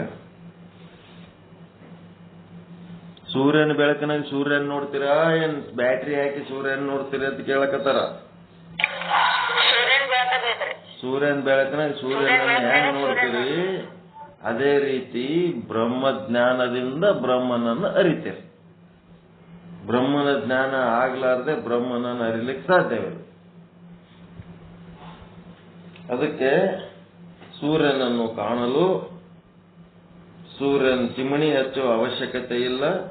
ಸೂರ್ಯನ ಬೆಳಕಿನಿಂದಲೇ ಸೂರ್ಯನನ್ನು ಹೇಗೆ ಕಾಣುವೆಯೋ ಅದೇ ರೀತಿ ಚನ್ನಮಲ್ಲಿಕಾರ್ಜುನ ನಿನ್ನ ಜ್ಞಾನದಿಂದಲೇ ನಿನ್ನನ್ನು ಅರಿತೆ ನೋಡ, ಚನ್ನಮಲ್ಲಿಕಾರ್ಜುನ ಅಂತ ಹೇಳ್ತಾ ಇದ್ದಾರೆ. ಹಾಗೆಯೇ ಈ ಜಗತ್ತು ತೋರುತ್ತಿರುವುದಕ್ಕೆ ಕಾರಣ ಇದು ನಿನ್ನ ಸ್ವರೂಪದ ಅಜ್ಞಾನದಿಂದ. ಸ್ವರೂಪದ ಅಜ್ಞಾನ ಕಾಲದಲ್ಲಿ ಏನ್ ತೋರ್ತದ್ರಿ?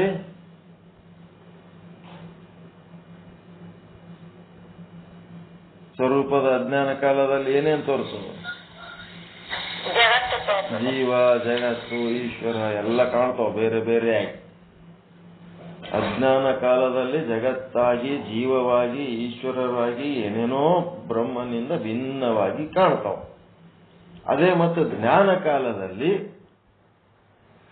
ಕೇವಲ ಬ್ರಹ್ಮವಾಗಿ, ಅಖಂಡ ಬ್ರಹ್ಮವಾಗಿ ಕಾಣುತ್ತೆ. ಕೇವಲ ಅಖಂಡ.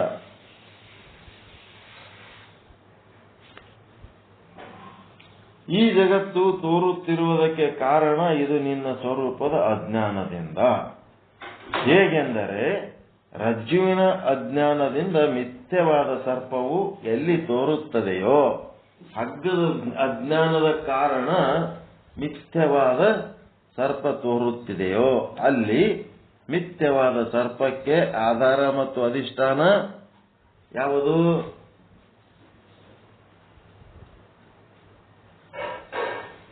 ಸರ್ಪಕ್ಕೆ ಆಧಾರ ಅಧಿಷ್ಠಾನ ಯಾವುದು?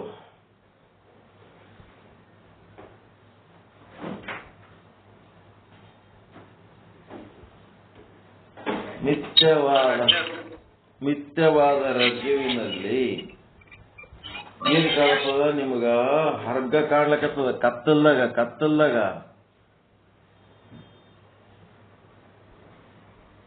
ಮಿಥ್ಯವಾದ ಸರ್ಪ ತೋರ್ಲಕತ್ತದಲ್ಲ ರಜ್ಜುವಿನಲ್ಲಿ, ಆ ಸರ್ಪಕ್ಕ ಆಧಾರ ಅಧಿಷ್ಠಾನ ಯಾವುದು? ಎಸೋ ತರ ಹೇಳಿರಿ, ನಾವು ಯಾವ್ದತ್ತೆ ಹೇಳಮ್ಮ ಅಂತ ದೊಡ್ಡ ಕನ್ಫ್ಯೂಷನ್ದಾಗ ಹೇಳಿರಿ. ನೀವೀಗ ಬರ್ಕೊಳ್ರಿ. ಅದೇ ನಿಮ್ಮ ಕನ್ಫ್ಯೂಷನ್ಸು. ನಿಮ್ಮಲ್ಲಿ ಮೂರು ರೀತಿಯಾದಂತ ಅಧಿಕಾರಿಗಳದಿರಿ. ಒಬ್ರು ಉತ್ತಮ ಅಧಿಕಾರಿ, ಇನ್ನೊಬ್ರು ಮಧ್ಯಮ ಅಧಿಕಾರಿ, ಮತ್ತೊಬ್ರು ಕನಿಷ್ಠ ಅಧಿಕಾರಿ. ಈಗ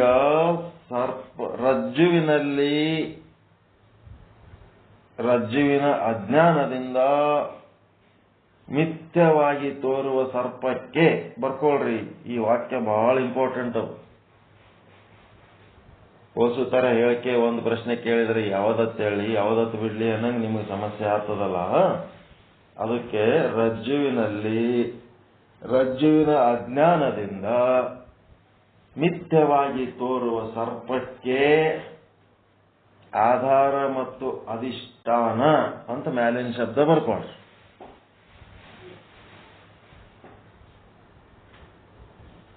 ಆಯ್ತಾ? ಏನ್ ಬರದ್ರಿ?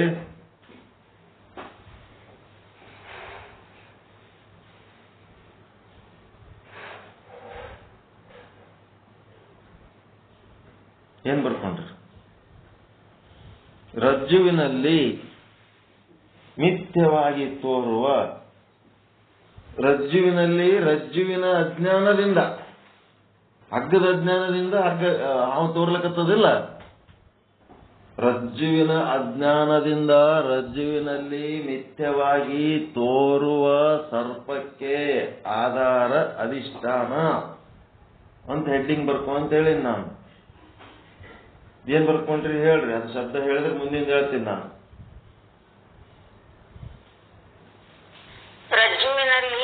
ರಜ್ಜುವಿನ ಅಜ್ಞಾನದಿಂದ ತೋರುವ ಸರ್ಪಕ್ಕೆ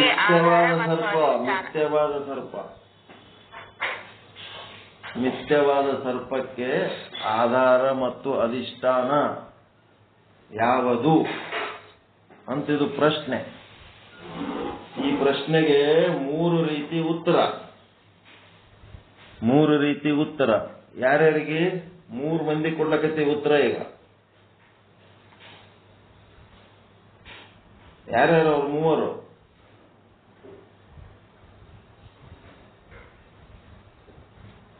ಪ್ರಶ್ನೆ 1, ಒಂದು ಬರ್ಕೊಡ್ರಿ, ಕೆಳಗೆ ಸೀರಿಯಲ್ ನಂಬರ್ 1, 2, 3 ಬರ್ಕೊಡ್ರಿ. ಒಂದು ಕೆಳಗೊಂದು ಬರ್ಕೊಡ್ರಿ. ಒಂದು ಕನಿಷ್ಠ ಅಧಿಕಾರಿ ಪ್ರಥಮ ಪಕ್ಷ, ಎರಡನೇದು ಮಧ್ಯಮ ಅಧಿಕಾರಿ ದ್ವಿತೀಯ ಪಕ್ಷ, ಮೂರನೇದು ಉತ್ತಮ ಅಧಿಕಾರಿ ತೃತೀಯ ಪಕ್ಷ.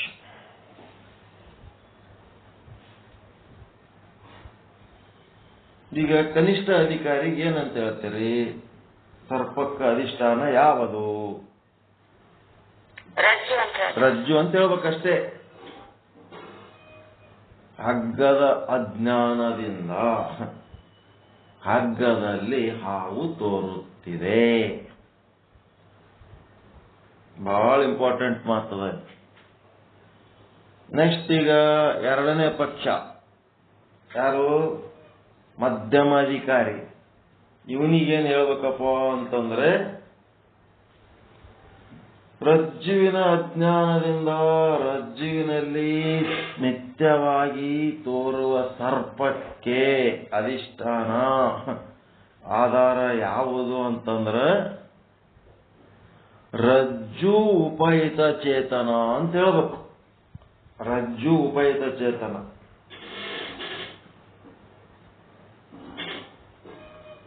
ರಜ್ಜು ಅಂತ ಅಷ್ಟೇ ಹೇಳಿದ್ರೆ ಇವನಿಗೆ ಒಂದ್ ಸ್ವಲ್ಪ ರಜ್ಜು ಉಪಹಿತ ಚೇತನ ಅಂತ ಹೇಳ್ಬೇಕು.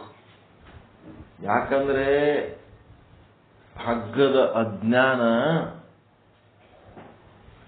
ಈ ಒಂದು ಮಿಥ್ಯವಾದ ವಸ್ತುವಿನಲ್ಲಿ ಇರಂಗಿಲ್ಲ. ಜಡದಲ್ಲಿ ಇರಂಗಿಲ್ಲ, ಮಿಥ್ಯವಾದ ವಸ್ತುವಿನಲ್ಲಿ ಇರಂಗಿಲ್ಲ. ಅಜ್ಞಾನ ಏನ್ ಮಾಡ್ತದ? ಚೇತನದಲ್ಲಿರ್ತದ. ಅಜ್ಞಾನ ಏನ್ ಮಾಡ್ತದ? ಬ್ರಹ್ಮಜ್ಞಾನದಲ್ಲಿರ್ತದ. ಚೇತನವನ್ನು ಆಶ್ರಯಿಸಿರ್ಕೋ. ಅದಕ್ಕೆ ಮಧ್ಯಮ ಅಧಿಕಾರಿಗೆ ಏನ್ ಹೇಳ್ಬೇಕು? ಹಗ್ಗದ ಉಪಹಿತ ಚೇತನ ಅಂದ್ರ ಎಲ್ಲಾ ಕಡೆ ತುಂಬಿಕೊಂಡಿರುವಂತಹ ಬ್ರಹ್ಮ ಆ ಹಗ್ಗದ ಸಮಾನಾಕಾರವಾಗಿ ಹಗ್ಗದೊಳಗೂ ತುಂಬಿಕೊಂಡನ ಇಲ್ಲ ಬ್ರಹ್ಮ?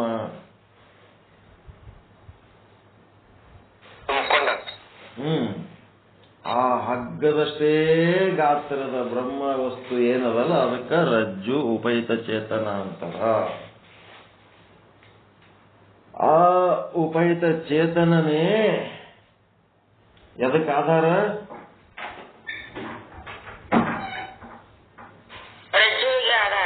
ನಿತ್ಯವಾಗಿ ತೋರುತ್ತಿರುವ ಸರ್ಪಕ್ಕೆ ಆಧಾರ.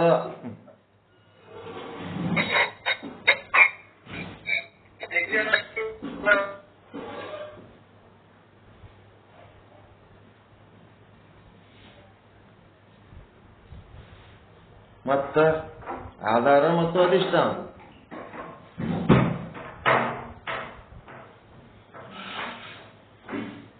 ಆವರಣ ಎಲ್ಲಿದೆ? ಆವರಣ ಅಂತಿರಲ್ಲ, ಆವರಣ ಭಂಗ ಮಾಡ್ಬೇಕಂತಿರಲ್ಲ, ಅಜ್ಞಾನ. ಆವರಣ ಎಲ್ಲಿದಂತಂದ್ರ ಕನಿಷ್ಠ ಅಧಿಕಾರಿಗೆ ಹಗ್ಗದಾಗ ಆವರಣ ಆಗ್ಯದಂತೀರಿ, ಹಗ್ಗ ಗೊತ್ತಾಗಿಲ್ಲ ಅಂತ. ಮಧ್ಯಮ ಅಧಿಕಾರಿಗೆ ಏನಂತೀರಿ? ಹಗ್ಗದೊಳಗಿರುವ ಉಪಹಿತ ಚೇತನದಾಗ ಆವರಣ ಅದ ಅಂತ ಹೇಳ್ತೀರಿ. ಆವರಣ ಅಜ್ಞಾನ ಯಾವಾಗ್ಲೂ ಜಡ ವಸ್ತುವಿನಲ್ಲಿ ಇರಂಗಿಲ್ಲಪ್ಪ, ಚೇತನದನ್ನ ಆಶ್ರಯಿಸಿರ್ತದ ಅಂತ ಹೇಳ್ತೀರಿ. ಆದ್ರೆ ಚೇತನ ಯಾವ ಚೇತನವನ್ನು ತೋರಿಸ್ಲಕತ್ತೀರಿ? ಉಪಹಿತ ರಜ್ಜು ಉಪಹಿತ ಚೇತನವನ್ನ ತೋರಿಸ್ಲಕತ್ತೀರಿ. ರಜ್ಜು ಉಪಹಿತ ಚೇತನದಾಗ ಆದ ಅಂತ ಹೇಳ್ತೀರಿ. ಇದು ಮಧ್ಯಮ ಅಧಿಕಾರಿ ಹೇಳೋ ಮಾತಿದು. ಮತ್ತ ಉತ್ತಮ ಅಧಿಕಾರಿಗೆ ಏನ್ ಹೇಳ್ಬೇಕಪ್ಪ ಅಂತಂದ್ರೆ, ಆ ಒಂದು ಆವರಣ ಎಲ್ಲಿದಂತಂದ್ರ ನಿನ್ನ ಅಂತಃಕರಣ ವೃತ್ತಿ ಒಳಗಿದೆ. ನಿನ್ನ ಅಂತಃಕರಣ ವೃತ್ತಿ ಯಾವುದನ್ನು ಆಶ್ರಯಿಸದ? ಅಂತಃಕರಣ ಉಪಹಿತ ಚೇತನವನ್ನು ಆಶ್ರಯಿಸ.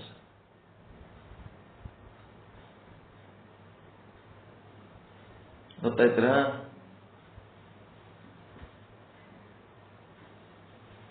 ಅದಕ್ಕ ಉತ್ತಮ ಅಧಿಕಾರಿಗೆ ಯಾವ್ದು ಹೇಳ್ಬೇಕಾಗ್ತದ? ಅಂತಃಕರಣ ಉಪಹಿತ ಚೇತನ ಅಂತ ಹೇಳ್ಬೇಕಾಗ್ತದೆ.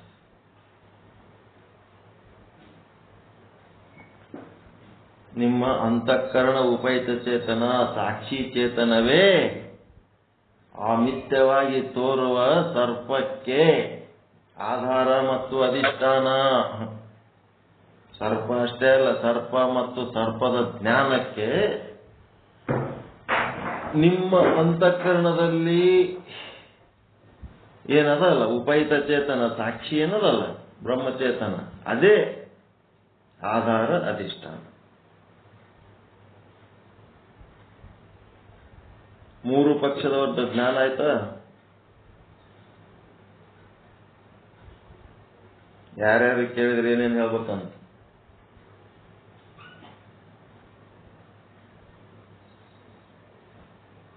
ಆಯ್ತಾ ಇಲ್ರಿ? ಉತ್ತಮ ಅಧಿಕಾರಿಗೆ ರಜ್ಜುವಿನಲ್ಲಿ ಆವರಣ ಆಗ್ಯದ, ಮಧ್ಯಮ ಅಧಿಕಾರಿಗೆ ಅದು ಆವರಣ ಎಲ್ಲಿ ಆಗ್ಯದ ಅಂತಂದ್ರ ರಜ್ಜು ಉಪಹಿತ ಚೇತನದಾಗ ಆಗ್ಯದ. ಮತ್ತ ಇದು ಕನಿಷ್ಠ ಅಧಿಕಾರಿಗೆ ರಜ್ಜುವಿನಲ್ಲಿ ಆಗ್ಯದ ಆವರಣ, ಮತ್ತ ಮಧ್ಯಮ ಅಧಿಕಾರಿಗೆ ಏನಾಗ್ಯದ ರಜ್ಜು ಉಪಹಿತ ಚೇತನದಾಗ ಆವರಣ ಆಗ್ಯದ. ಉತ್ತಮ ಅಧಿಕಾರಿಗೆ ಏನಾಗ್ಯದ ಅಂತಃಕರಣ ಉಪಹಿತ ಚೇತನ ಅಂದ್ರೆ ಸಾಕ್ಷಿ ಕೂಟಸ್ಥ ಏನದಲ್ಲ ಅಲ್ಲಿ ಆವರಣ. ಅದು ಆವರಣ ಅಜ್ಞಾನ ಏನ್ ಮಾಡ್ತದಂದ್ರ ಎಲ್ಲಿ ಇರ್ತದ ಅದು ಗುರುತಿರ್ಲಾರ್ದಂಗೆ ಮಾಡ್ತದ. ರೂಮಿನೊಳಗೆ ಬಂತು ಆವರಣ ಅಂತಂದ್ರ ಅಜ್ಞಾನ. ಆ ರೂಮ್ ಮತ್ತು ರೂಮ್ನಾಗಿರೋ ವಸ್ತುಗಳು ಏನು ನಿಮಗೆ ಕಾಣಿಸ್ಲಾರ್ದಂಗೆ ಮಾಡಿಟ್ಬಿಡ್ತದೆ, ಗೊತ್ತಿರ್ಲಾರ್ದಂಗೆ ಮಾಡ್ತದೆ. ಕನಿಷ್ಠ ಅಧಿಕಾರಿಗೆ ಆವರಣ ಎಲ್ಲಿಗ್ಯದಪ್ಪ? ರಜ್ಜುವಿಗೆ. ರಜ್ಜುವಿನಲ್ಲಿ ನಮ್ಮ ವೃತ್ತಿ ಹೋಗಿ ಆವರಣ ಭಂಗ ಮಾಡ್ತು ಅಂತ ಹೇಳ್ಬೇಕು. ಅದು ಆವರಣ ರಜ್ಜುವಿನಲ್ಲಿರಲ್ಲ. ರಜ್ಜು ಏನದ ಅಜ್ಞಾನದ ಕಾರ್ಯ. ರಜ್ಜು ಅಜ್ಞಾನದ ಕಾರ್ಯ, ಅಜ್ಞಾನದಲ್ಲಿ ಇರಂಗಿಲ್ಲದು. ಯಾವಾಗ ಅಲ್ಲಿ ಆವರಣ ಚೇತನವನ್ನು ಆಶ್ರಯಿಸಿರ್ತದೆ. ಅದರ ಸಲುವಾಗಿ ಏನಾಯ್ತು, ಈ ರಜ್ಜುವಿನಲ್ಲಿರುವ ಚೇತನ ಯಾವುದು? ರಜ್ಜು ಉಪಹಿತ ಚೇತನ. ಮಧ್ಯಮ ಅಧಿಕಾರಿಗೆ ಏನ್ ಹೇಳ್ಬೇಕು? ರಜ್ಜು ಉಪಹಿತ ಚೇತನದಲ್ಲಿ ಆವರಣ. ಅದಕ್ಕೆ ಆವರಣ ವೃತ್ತಿ ಹೋಗಿ ನೇತ್ರದ್ವಾರ ರಜ್ಜು ಉಪಹಿತ ಚೇತನದೊಳಗಿರುವಂತ ಆವರಣವನ್ನು ಭಂಗ ಮಾಡುತ್ತೆ. ಮುಂದೇನಾಯ್ತು? ಉತ್ತಮ ಅಧಿಕಾರಿಗೆ ಏನ್ ಹೇಳ್ಬೇಕು? ಅಂತಃಕರಣ ವೃತ್ತಿ ತನ್ನೊಳಗೇ ಇರುವಂತ ಸಾಕ್ಷಿ ಚೇತನವನ್ನ ಆಶ್ರಯಿಸಿದಂತ. ಈಗ ಇಡೀ ಬ್ರಹ್ಮಾಂಡ ಅದ, ಜಗತ್ತೆಲ್ಲ ಕಣ್ಣೆದ್ರ ಕಾಣ್ಲಿಕ್ಕತ್ತದ. ಬ್ರಹ್ಮ ಅದನ, ಶಿವ ಅದನ, ಏನದನ, ಏನೆಲ್ಲ ಇದ್ರು ಸಹಿತ ಒಂದು ಬಟ್ ತಗೊಂಡು ನಿಮ್ಮದೇ ಕಣ್ಣು ಮುಚ್ಕೊಂಡು ಕೂತಿದ್ರೆ ಅಂದ್ರೆ ಬ್ರಹ್ಮ ಇದ್ರೇನು ಬ್ರಹ್ಮಾಂಡ ಇದ್ರೇನು? ಆವರಣ ಎಲ್ಲಾಗ್ಯದ? ನಿಮ್ಮ ಬಟ್ಲಿಂತ ನಿಮ್ಮ ಕಣ್ಣು ಮುಚ್ಕೊಂಡಿದ್ರಿ ಅಂದ್ರೆ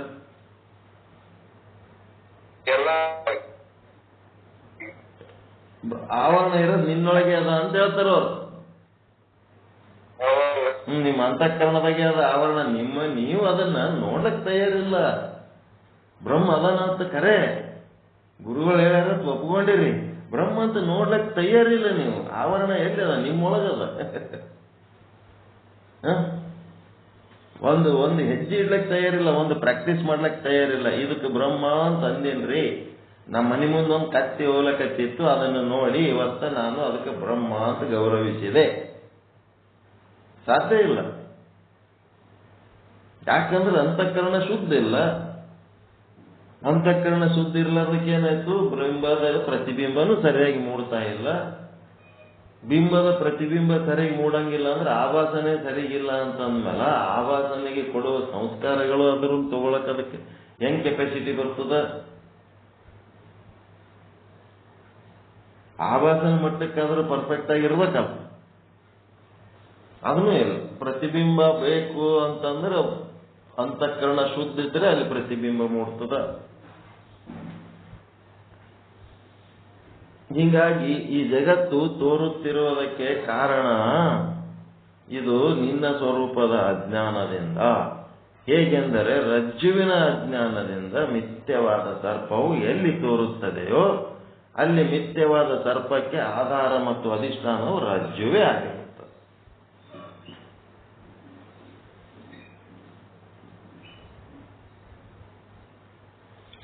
ರಜ್ಜುವಿನ ಅಜ್ಞಾನದಿಂದ ಮಿಥ್ಯವಾದ ಸರ್ಪವು ಎಲ್ಲಿ ತೋರುತ್ತದೆಯೋ ಅಲ್ಲಿ ಮಿಥ್ಯವಾದ ಸರ್ಪಕ್ಕೆ ಆಧಾರ ಮತ್ತು ಅಧಿಷ್ಠಾನ ರಜ್ಜುವೇ ಆಗಿರುತ್ತದೆ ಅಂತ ಹೇಳಿ, ಆದ್ದರಿಂದ ಮಿಥ್ಯಾ ಜಗತ್ತಿನ ಆಧಾರ ಮತ್ತು ಅಧಿಷ್ಠಾನ ನೀನೇ ಆಗಿರುವಿ. ಅಜ್ಞಾನಿಯಾಗಿರುವಾಗ, ಎಲೆಯ ಜೀವನೇ ನೀನು ಅಜ್ಞಾನಿಯಾಗಿರುವಾಗ ನೀನೇ ಆ ಮಿಥ್ಯವಾದ ಜಗತ್ತಿಗೆ ಆಧಾರ ಅಧಿಷ್ಠಾನ. ಮಿಥ್ಯಾ ಜಗತ್ತು ತೋರುವುದಂದ್ರೆ ಏನು ಅಂದ್ರೆ ಬ್ರಹ್ಮದಿಂದ ಭಿನ್ನವಾಗಿ ತೋರುವ ಎಲ್ಲವೂ ಮಿಥ್ಯಾ ಜಗತ್ತೇ. ಬ್ರಹ್ಮ ಒಂದೇ ಸತ್ಯ, ಉಳಿದುದೆಲ್ಲ ಮಿಥ್ಯ ಜಗತ್ತು. ಯದ್ಯಪಿ ಪೇಜ್ ನಂಬರ್ 137 ಏನಂತ, ಮಿಥ್ಯಾ ಸರ್ಪದ ಅಧಿಷ್ಠಾನವು ಮುಖ್ಯವಾಗಿ ಎರಡನೇ ಪಕ್ಷದಲ್ಲಿ ವೃತ್ತಿ ಉಪಹಿತ ಚೇತನವಿರುತ್ತದೆ ಮತ್ತು ಪ್ರಥಮ ಪಕ್ಷದಲ್ಲಿ ರಜ್ಜು ಉಪಹಿತ ಚೇತನವಿರುತ್ತದೆ. ಯಾವ ಪಕ್ಷದಲ್ಲಿಯೂ ರಜ್ಜು ಅಧಿಷ್ಠಾನವಿರುವುದಿಲ್ಲ. ಅದಕ್ಕೆ ಇವು ಪಕ್ಷಗಳು ಅದು ಮೊದಲೇ ಸ್ವಚ್ಛ ಹೇಳ್ಬಿಟ್ಟೇನೆ ನಾನು, 1ನೇ ಪಕ್ಷ 2ನೇ ಪಕ್ಷ 3ನೇ ಪಕ್ಷ ಅಂತೇಳಿ.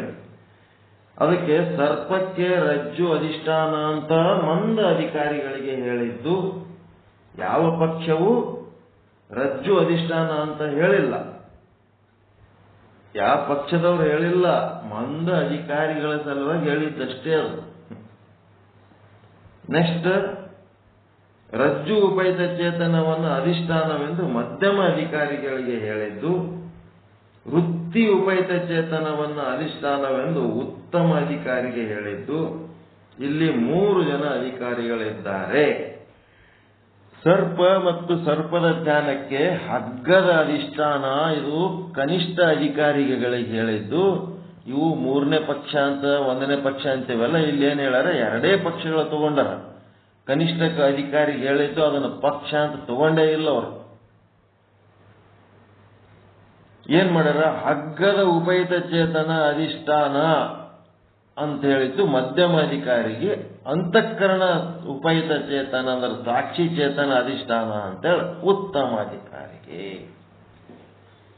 ಹಿಂಗದ. ತಥಾಪಿ ಪ್ರಥಮ ಪಕ್ಷದಲ್ಲಿ ಕನಿಷ್ಠ ಅಧಿಕಾರಿಗೆ ಚೇತನದಲ್ಲಿ ಅಧಿಷ್ಠಾನತ್ವದ ಉಪಾಧಿಯ ರಜ್ಜು ಇರುತ್ತದೆ.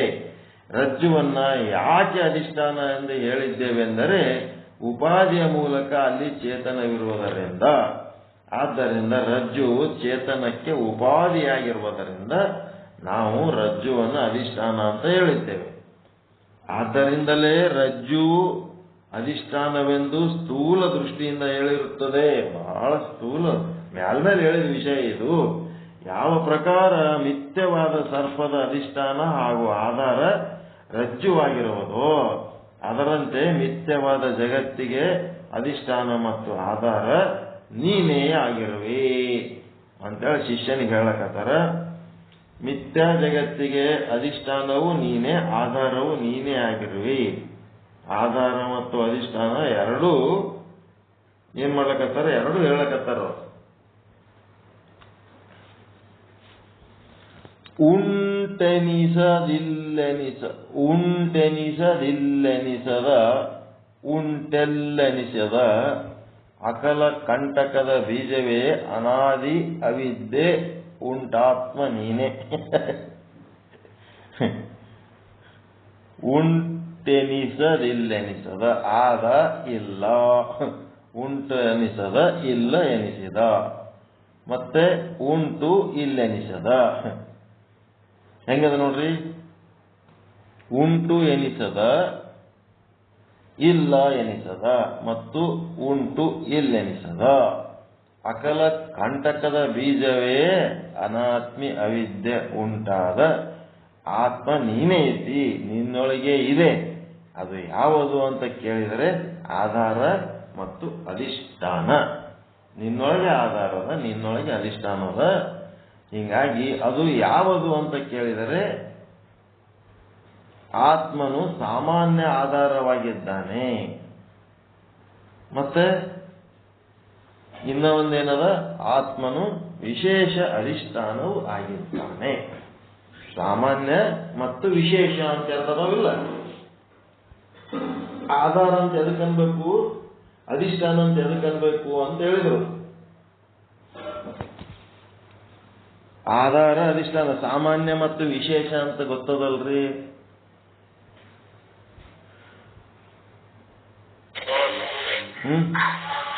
ಅಧಿಕ ಕಾಲ ಅಧಿಕ ದೇಶದಲ್ಲಿರುವುದು ಅಧಿಕ ಸಾಮಾನ್ಯ,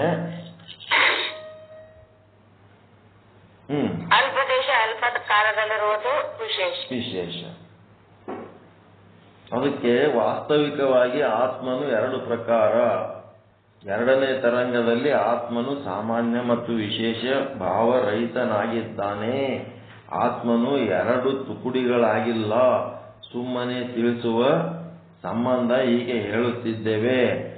ಆಧಾರ ಯಾವುದು, ಅಧಿಷ್ಠಾನ ಯಾವುದು ಎಂಬುದನ್ನು ನಾವು ಮುಂದಿನ ಪ್ರವಚನದಾಗ ಹೇಳ್ತೀವಿ. ಈಗ ಆಧಾರ ಅಂದ್ರೇನು, ಅಧಿಷ್ಠಾನ ಅಂದ್ರೇನು ಅಂತ ತಿಳ್ಕೋಬೇಕಾದ್ರೆ ಈಗ ಸಾಮಾನ್ಯ ಇದ್ದದ್ದಕ್ಕೆ ಆಧಾರ ಅಂತಾರ, ವಿಶೇಷ ಇದ್ದದ್ದಕ್ಕೆ ಅಧಿಷ್ಠಾನ ಅಂತಾರೆ. ತಿಳ್ಕೋಬೇಕು. ಹೆಂಗ್ ಮಾಡ್ತೀರಿ? ಈಗ ಊರೆಲ್ಲ ಲೈಟಿನ ಕಂಬ ಅದ. ಆ ಕಂಬದ ಕರೆಂಟ್ ಇದ್ರೆ ಸಾಕ, ನಿಮ್ಮ ಮನೆಗೆ ಬರ್ಬೇಕಿಲ್ಲ ಕನೆಕ್ಷನ್. ನಿಮ್ಮ ಮನೆಗೆ ಫ್ಯೂಸ್ ಹೋಗ್ಯದ. ನಿಮ್ಮ ಮನೆಗೆ ಫ್ಯೂಸ್ ಹೋಗಿತ್ತಂದ್ರೆ ನಿಮ್ಮ ಮನೆಗೆ ಬರಂಗಿಲ್ಲ. ಸಾಮಾನ್ಯವಾಗಿ ಅದ.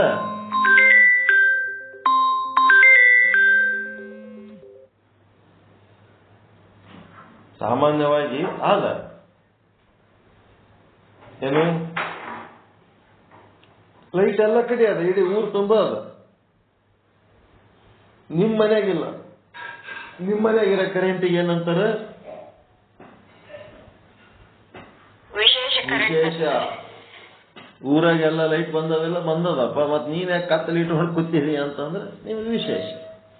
ವಿಶೇಷದಲ್ಲಿ ಇಲ್ಲ, ಸಾಮಾನ್ಯದಲ್ಲಿ ಆದ. ಊರೆಲ್ಲ ಕುಡಿಯೋ ನೀರಿನ ಪೈಪ್ ಹಾಕ್ಯಾರ, ನೀರು ಬಂದವ. ಮತ್ತೆ ನಿನ್ ಮನೆಗೆ ಕುಡಿಯೋ ನೀರು ಎಲ್ಲೇ ಹೋಗಿ ತರ್ಸಲ್ಲಪ್ಪ, ದೂರ ಹೋಗಿ ಕೊಡ ಹೊತ್ಕೊಂಡು. ಅಲ್ಲಿ ವಿಶೇಷ ಇಲ್ಲ. ಈಗೊಂದು ಸತ್ ಹೆಣ ಅದ, ಒಂದು ಜೀವಂತ ಹೆಣ ಅದ.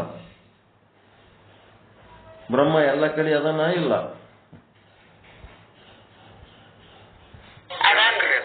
ಸತ್ ಹೆಣದಾಗ್ನೂ ಅದನ, ಜೀವಂತ ಹೆಣದಾಗ್ನೂ ಅದನ ಬ್ರಹ್ಮ.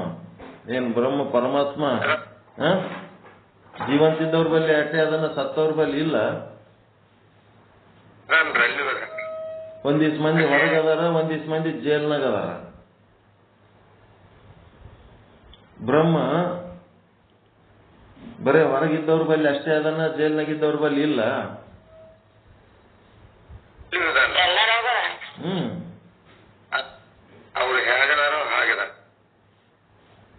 ಬ್ರಹ್ಮ ಎಲ್ಲರ ಬಲ್ಲಿ ಇರೋವನಿಗೆ ಏನಂತಾರ? ಸಾಮಾನ್ಯ. ಸತ್ ಹೆಣದಾಗ್ನೂ ಅವನ, ಜೀವಂತ ಇರೋದು ಎಲ್ಲ ಕಡೆ ಇರೋ. ಬೈಲಾಗ್ನೂ ಅದನ್ನ.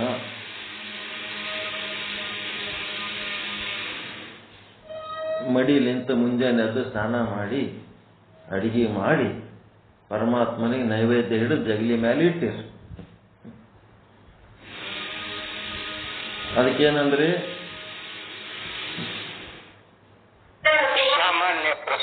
ಪ್ರಸಾದ ಅಂದ್ರೆ. ಪ್ರಸಾದ ಅಂತೇಳಿ ಭಾರಿ ದೊಡ್ಡ ಭಾವನೆಯಿಂದ ಅದನ್ನ ತಿಂದ್ರಿ. ತಿಂದು 3 ತಾಸು ಆದ್ಮೇಲೆ ಮತ್ತೆ ಅದನ್ನ ಇದೆಲ್ಲ ಹೊರಗಿಟ್ಟು ಬಂದ್ರಿ ಹೊಲ್ದಾಗ. ಅಲ್ಲಿ ಇಟ್ಟು ಬಂದ್ಮೇಲೆ ಅದ್ರಾಗ ಬ್ರಹ್ಮದನ ಇಲ್ಲ.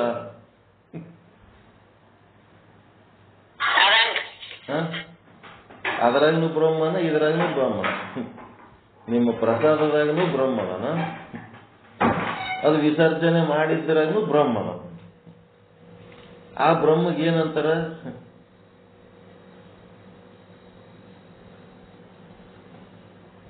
ಏನಂತಾರ ಆ ಬ್ರಹ್ಮಗೆ? ಸಾಮಾನ್ಯ ಬ್ರಹ್ಮ. ಸಾಮಾನ್ಯ ಬ್ರಹ್ಮ ಎಲ್ಲ ಕಡೆ ಅದನ. ಅವನು ಇಲ್ಲದ ಜಾಗನೇ ಇಲ್ಲ. ಕನಕದಾಸಗ ಎಲ್ಲ ಕಡೆ ಬ್ರಹ್ಮ ಕಂಡ. ಎಂತ ಸಾಮಾನ್ಯ ಬ್ರಹ್ಮ ಕಂಡ.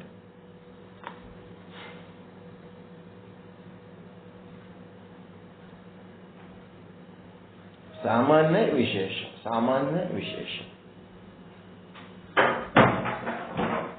ಅದಕ್ಕೆ ಬಲ್ಲಂತ ಶರಣರ ಹೃದಯದೊಳಗೆ ಇದ್ದಾನೆ ಬ್ರಹ್ಮ ಅಂತಾರೆ.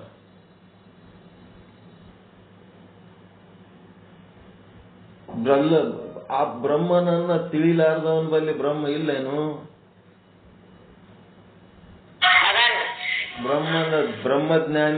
ಬ್ರಹ್ಮಜ್ಞಾನ ಇಲ್ಲದ ಅಜ್ಞಾನಿ ಬಲ್ಲಿನೂ ಬ್ರಹ್ಮದನ, ಮತ್ತ ಬ್ರಹ್ಮಜ್ಞಾನವನ್ನ ಅರಿತ ಬ್ರಹ್ಮಜ್ಞಾನಿ ಬಲ್ಲಿನೂ ಬ್ರಹ್ಮದನ. ಮತ್ತ ಇಬ್ಬರು ಬಲ್ಲಿ ಇರೋ ಬ್ರಹ್ಮ ಯಾರು? ಬ್ರಹ್ಮ. ಮತ್ತ ಇವ ಬ್ರಹ್ಮಜ್ಞಾನಿ ಬಲ್ಲಿರೋ ಬ್ರಹ್ಮ ಯಾರು? ವಿಶೇಷ ಬ್ರಹ್ಮ. ಮತ್ತ ಆ ಸಾಮಾನ್ಯ ಬ್ರಹ್ಮ ವಿಶೇಷ ಬ್ರಹ್ಮ ಇಬ್ರು ಬೇರೆ ಬೇರೆ ಅದಾರೇನು? ಇಬ್ರು ಒಂದೇ ಅದಾರ. ಊರು ತುಂಬಾ ಹರಿಯ ನೀರು, ಮೇನ್ ಪೈಪ್ನಾಗ ಹರಿಯ ನೀರು ಅದೇ, ನಿಮ್ಮ ಮನೆ ಒಳಗೆ ನಳದ ಬಲ್ಲಿ ಬರೋ ನೀರು ಅದೇ, ಒಂದೇ ನೀರು. ಸಾಮಾನ್ಯ ಮತ್ತು ವಿಶೇಷ. ಮತ್ತೆ ಯಾವುದು ವಿಶೇಷ ಆದ ಅದಕ್ಕೇನಂತಾರ?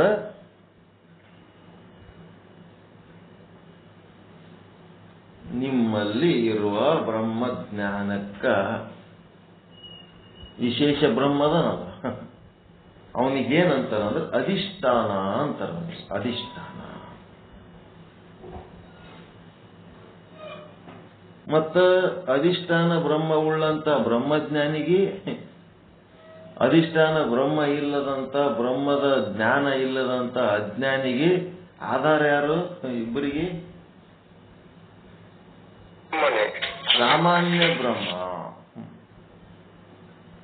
ಆಧಾರ. ಎಲ್ಲದಕ್ಕೂ ಸಕಲಾಧಾರ ಅಂತಿರ್ತಾರೆ. ಅವ ಸಾಮಾನ್ಯ ಬ್ರಹ್ಮ. ನೀವು ಬ್ರಹ್ಮನ ಅರಿತು ಆನಂದ ಹೊಂದ್ಲಕತ್ತಿರಲ್ಲ, ಅವನು ಅಧಿಷ್ಠಾನ ಬ್ರಹ್ಮ. ನಿಮ್ಮಲ್ಲಿ ಆಟೆ ಬ್ರಹ್ಮನ ಎಲ್ಲ ಕಡೆ ಬ್ರಹ್ಮ ಇಲ್ಲೇನು? ಅದನ್ನ ಅವನು ಸಾಮಾನ್ಯ ಬ್ರಹ್ಮ. ಗುರುಗಳ ಹತ್ರ ಬಂದು, ಯಪ್ಪ ಗುರುವೇ, ನಿಮ್ಮ ಪುಣ್ಯಲಿಂತ ನಾನು ಬ್ರಹ್ಮನನ್ನು ಅರಿತು ಬ್ರಹ್ಮಜ್ಞಾನಿಯಾಗಿ ಮೋಕ್ಷ ಹೊಂದಿ ಆನಂದ ಹೊಂದಿದೆ. ಅದಕ್ಕೆ ಗುರು ಏನ್ ಹೇಳ್ತಾನ? ನಿನ್ನೊಳಗ ಬ್ರಹ್ಮ ಮೊದಲೂ ನೀನು ಬ್ರಹ್ಮನೇ ಆಗಿದ್ದಿ, ಈಗಲೂ ನೀನು ಬ್ರಹ್ಮನೇ ಆಗಿಯಪ್ಪ. ಜ್ಞಾನ ಕಾಲದಲ್ಲಿ ಏನು ಬ್ರಹ್ಮಜ್ಞಾನಿ ಆದ್ಮೇಲೆ ಏನು ಬ್ರಹ್ಮ ಆಗ್ಯಾನ ಆ ಬ್ರಹ್ಮ, ಮತ್ತು ಅಜ್ಞಾನ ಕಾಲದಲ್ಲಿ ಕೂಡ ಅವನೇನಾಗಿದ್ದ? ಬ್ರಹ್ಮನೇ ಆಗಿದ್ದ. ಜ್ಞಾನ ಕಾಲದಲ್ಲಿ ಮತ್ತು ಅಜ್ಞಾನ ಕಾಲದಲ್ಲಿ ಎರಡೂ ಕಾಲದಲ್ಲಿ ಆಗಿರುವ ಬ್ರಹ್ಮತ್ವಕ್ಕೆ ಏನಂತಾರ? ಸಾಮಾನ್ಯ ಬ್ರಹ್ಮ. ಅದೆಲ್ಲ ಸರಿ ಅಂತನೋ ಶಿಷ್ಯ, ಅದೆಲ್ಲ ಸರಿ. ಜ್ಞಾನ ಆದ್ಮೇಲೆ ನನಗೇನು ವಿಶೇಷವಾದ ಜ್ಞಾನ ಆಯ್ತಲ್ಲ, ನನ್ನೊಳಗೊಂದು ಅಧಿಷ್ಠಾನ ಬ್ರಹ್ಮನ ಪೀಠ ಸ್ಥಾಪನೆ ಆಯ್ತಲ್ಲ, ಅದು ವಿಶೇಷ ಬ್ರಹ್ಮನನ್ನ ನನಗ ಕೈಗೆ ತಂದು ಕೊಟ್ರಲ್ಲ, ಅದಕ್ಕೆ ನಾನು ನಿಮಗ ಧ್ಯಾನ ಹೇಳಕತ್ತೀನಿ ಅಂತ. ವಿಚಾರ ಸಾಗರಕ್ಕ ವಿಚಾರ ಚಂದ್ರೋದಯಕ್ಕೆ ಇದೇ ವ್ಯತ್ಯಾಸ. ವಿಚಾರ ಸಾಗರದಾಗ ಸಾಮಾನ್ಯ ಬ್ರಹ್ಮನ ಹೇಳಿ ಕೈ ಬಿಟ್ರು. ಯಪ್ಪ ನಿಮ್ ಪುಣ್ಯಲಿಂತ ನನಗ ಮೋಕ್ಷ ಆಯ್ತು ಅಂತ ನಮಸ್ಕಾರ ಮಾಡಿದ ಕೂಡ್ಲೇನೆ ಇಲ್ಲಿ ತನ ಹೇಳಿದೆ ನೀರಾಗ ಹಾಕಿದಪ್ಪ. ನಿನಗೆ ನಾನು ಮೋಕ್ಷ ಆಗೋದಕ್ಕಿಂತ ಮೊದಲು ನೀನೇನಿದ್ದಿ? ನೀ ಬ್ರಹ್ಮನೇ ಇದ್ದಿ. ನನ್ಲಿಂತ ಆಗ್ಯದ ಅಂತಿದಲ್ಲ, ನನ್ಲಿಂತ ಅನ್ಬೇಡ, ನಾ ಬೇರೆ ಅಲ್ಲ, ನೀ ಬೇರೆ ಅಲ್ಲ, ನಾನು ನೀನು ಒಂದೇ ಅಂತೇಳಿ ಈ ಜ್ಞಾನ ಯಾರು ಯಾವದನ್ನ ಕುರಿತು ಹೇಳಿದ್ರವರು? ಎಲ್ಲ ಒಂದೇ ಅಂತೇಳಿ ಗುರುಗಳು ಸಾಮಾನ್ಯ ಬ್ರಹ್ಮತ್ವವನ್ನು ಕುರಿತು ಹೇಳಿದ್ರವರು. ಜ್ಞಾನ ಕಾಲದಲ್ಲಿರುವ ಬ್ರಹ್ಮತ್ವ, ಅಜ್ಞಾನ ಕಾಲದಲ್ಲಿರುವ ಬ್ರಹ್ಮತ್ವವನ್ನು ಕುರಿತು ಅವ್ರು ಹೇಳಿದ್ರು. ಆದ್ರೆ ಇವ ಧನ್ಯವಾದ ಎದರ ಬಗ್ಗೆ ಅರ್ಪಿಸ್ಲಕತ್ತಾನ? ಸಾಮಾನ್ಯ ಬ್ರಹ್ಮತ್ವದ ಬಗ್ಗೆ ಅರ್ಪಿಸ್ಲಕತ್ತಾನೋ ಏನು ವಿಶೇಷ ಬ್ರಹ್ಮತ್ವದ ಬಗ್ಗೆ ಅರ್ಪಿಸ್ಲಕತ್ತಾನೋ? ಏನ್ರಿ?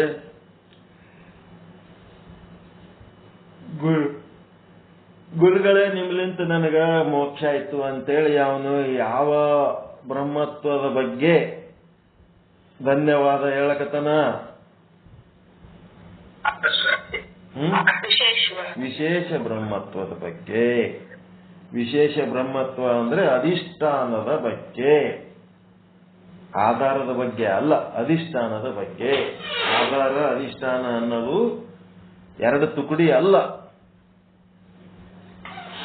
ನಳದಾಗಿಂದ ಬರೋ ನೀರ ಮತ್ತ ಮೇನ್ ಪೈಪ್ನ ನೀರ ಅಂತೇಳಿ ಎರಡು ಬೇರೆ ಬೇರೆ ಇಲ್ಲ, ಒಂದೇ ನೀರು. ಹಿಂಗದ, ನೀರ ಒಂದೇ.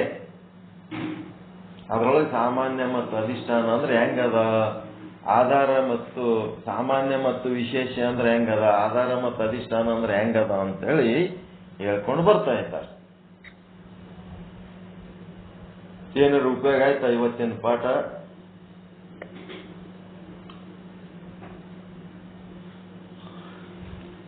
ಉಪಯೋಗ ಆಯ್ತು.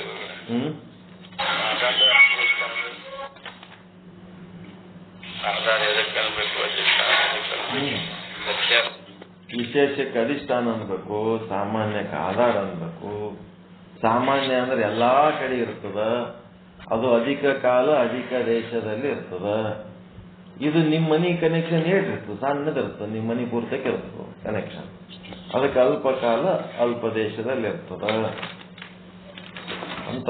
ಇದು ಬ್ರಹ್ಮನನ್ನ ಹೆಂಗ್ ನೋಡಬೇಕು ಅನ್ನೋದಕ್ಕೆ ಇದು ಒಂದು ಮಾರ್ಗದರ್ಶನ. ಬ್ರಹ್ಮನ ನೋಡುವ ರೂಢಿ ಮಾಡ್ಕೋಬೇಕಲ್ಲ.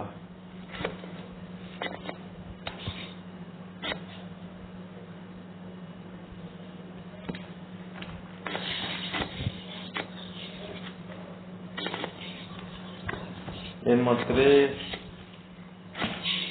ಎಲ್ಲ ಕಡೆ ಬ್ರಹ್ಮನ ನೋಡ್ತೀರಾ? ಬ್ರಹ್ಮನಾಗಿ ಬ್ರಹ್ಮನ ನೋಡ್ಬೇಕು. ಆಭಾಸನಾಗಿ ಬ್ರಹ್ಮನ ನೋಡೋದಲ್ಲ, ಬ್ರಹ್ಮನಾಗಿ ಬ್ರಹ್ಮನ ನೋಡ್ಬೇಕು. ಬ್ರಹ್ಮನಾಗಿ ಬ್ರಹ್ಮನ ಕೇಳಬೇಕು. ನಿನ್ನಿಂದೆ ಹಾಡ ಹಾಕ್ತೀನಿ ಕೇಳ್ರಿ, ಆಮೇಲೆ ಕಳಿಸ್ತೀನಿ. ನಿಮ್ಮನ್ನೇ ಕಳಿಸ್ತೀನಿ, ಮತ್ತೆ ನೀವೇನು ಕೇಳ್ದಂಗೆ ಕಾಣಲ್ಲ. ನಾವು ನಿಮಗೆ ಕಳಿಸಿದ್ವಿ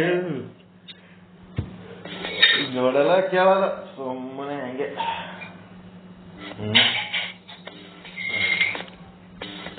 ನೀವು ಹಂಗೆ ಹೇಳ್ಕೊತೀರ್ರಿ, ಏನಾರು ಮಾಡ್ಕೊತೀರ್ರಿ. ನಮ್ಮ ಕಡೆಯಿಂದ ಅದ ನಾವು ಮಾಡ್ತೀವಿ, ನಿಮ್ಮ ಕಡೆ ನೀವು ಮಾಡ್ತೀವಿ. ನೀವು ಹಾಕಿದ್ದೆಲ್ಲ ಕೇಳಬೇಕತ್ತಿ ಏನದ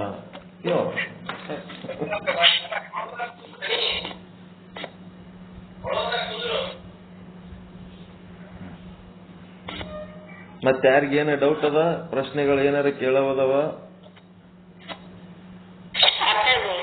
ಏನ್ರಿ? ಸಾಮಾನ್ಯಕ್ಕೆ ಆಧಾರ ಅಂತ ಯಾಕಂತಾರ, ವಿಶೇಷಕ್ಕೆ ಅಧಿಷ್ಠಾನ ಅಂತ ಯಾಕಂತಾರ? ಇಬ್ಬರಿಗೆ ಆಧಾರ ಅದ. ಅದು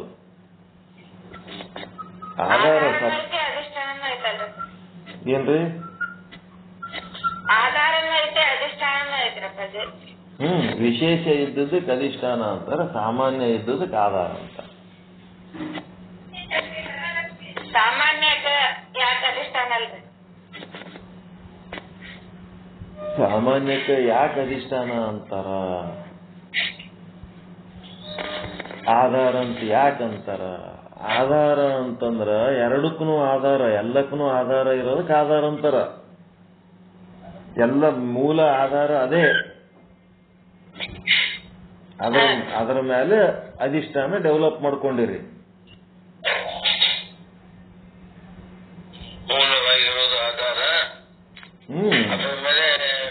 ನಿಮ್ದು ಅಧಿಷ್ಠಾನ ಎದರ ಆಧಾರದ ಮೇಲೆ ಮಾಡಿರಿ ನೀವು ಅಧಿಷ್ಠಾನ? ನಿಮ್ಮೊಳಗೆ ಬ್ರಹ್ಮ ಅದಾನ ಅನ್ನೋದೇ ನೀವು ತೆಗಿಬೇಕ. ಇಲ್ಲ, ಹಾಲಿನಾಗ ತುಪ್ಪ ಆದ, ತುಪ್ಪಕ್ಕೆ ಆಧಾರ ಯಾವುದು? ಹಾಲು. ಮತ್ತ ಹಾಲು ಹೋಗಿ ಮೊಸರು ಆಗ್ಯದ, ಮೊಸರು ಹೋಗಿ ಬೆಣ್ಣೆ ಆಗ್ಯದ, ಮಜ್ಜಿಗೆ ತುಪ್ಪ ಏನೇನೋ ಆಗ್ಯದ. ಅದಕ್ಕೆಲ್ಲ ಮ್ಯಾಲ್ ಬರ್ಬೇಕಾದ್ರೆ ಮೂಲಾಧಾರ ಹಾಲು. ಹಾಲೇ ಇರ್ಲಿಲ್ಲ ಅಂತಂದ್ರ ತುಪ್ಪ ಹೆಂಗ್ ಮಾಡ್ತಾರೆ?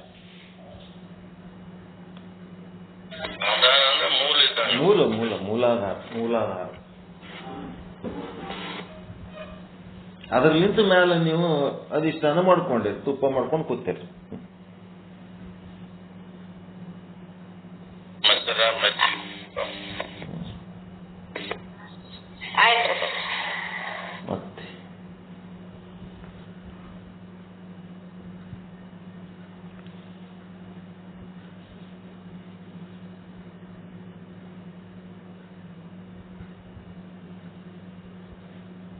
ಮತ್ತಾರು ಡೌಟ್ ಅದಾರ ಏನಾರು ಕೇಳೋದು?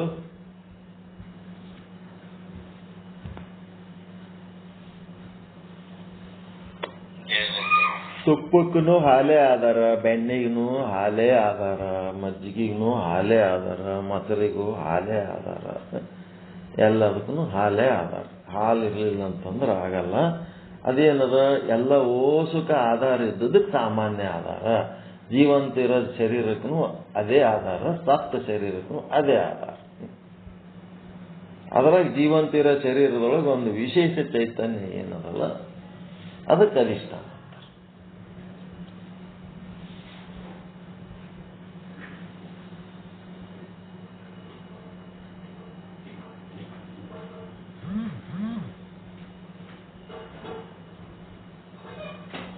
ಏನ್ ಮಾಡೋದು?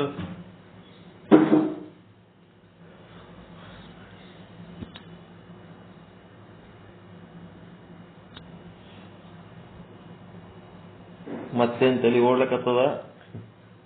Lockdown madam.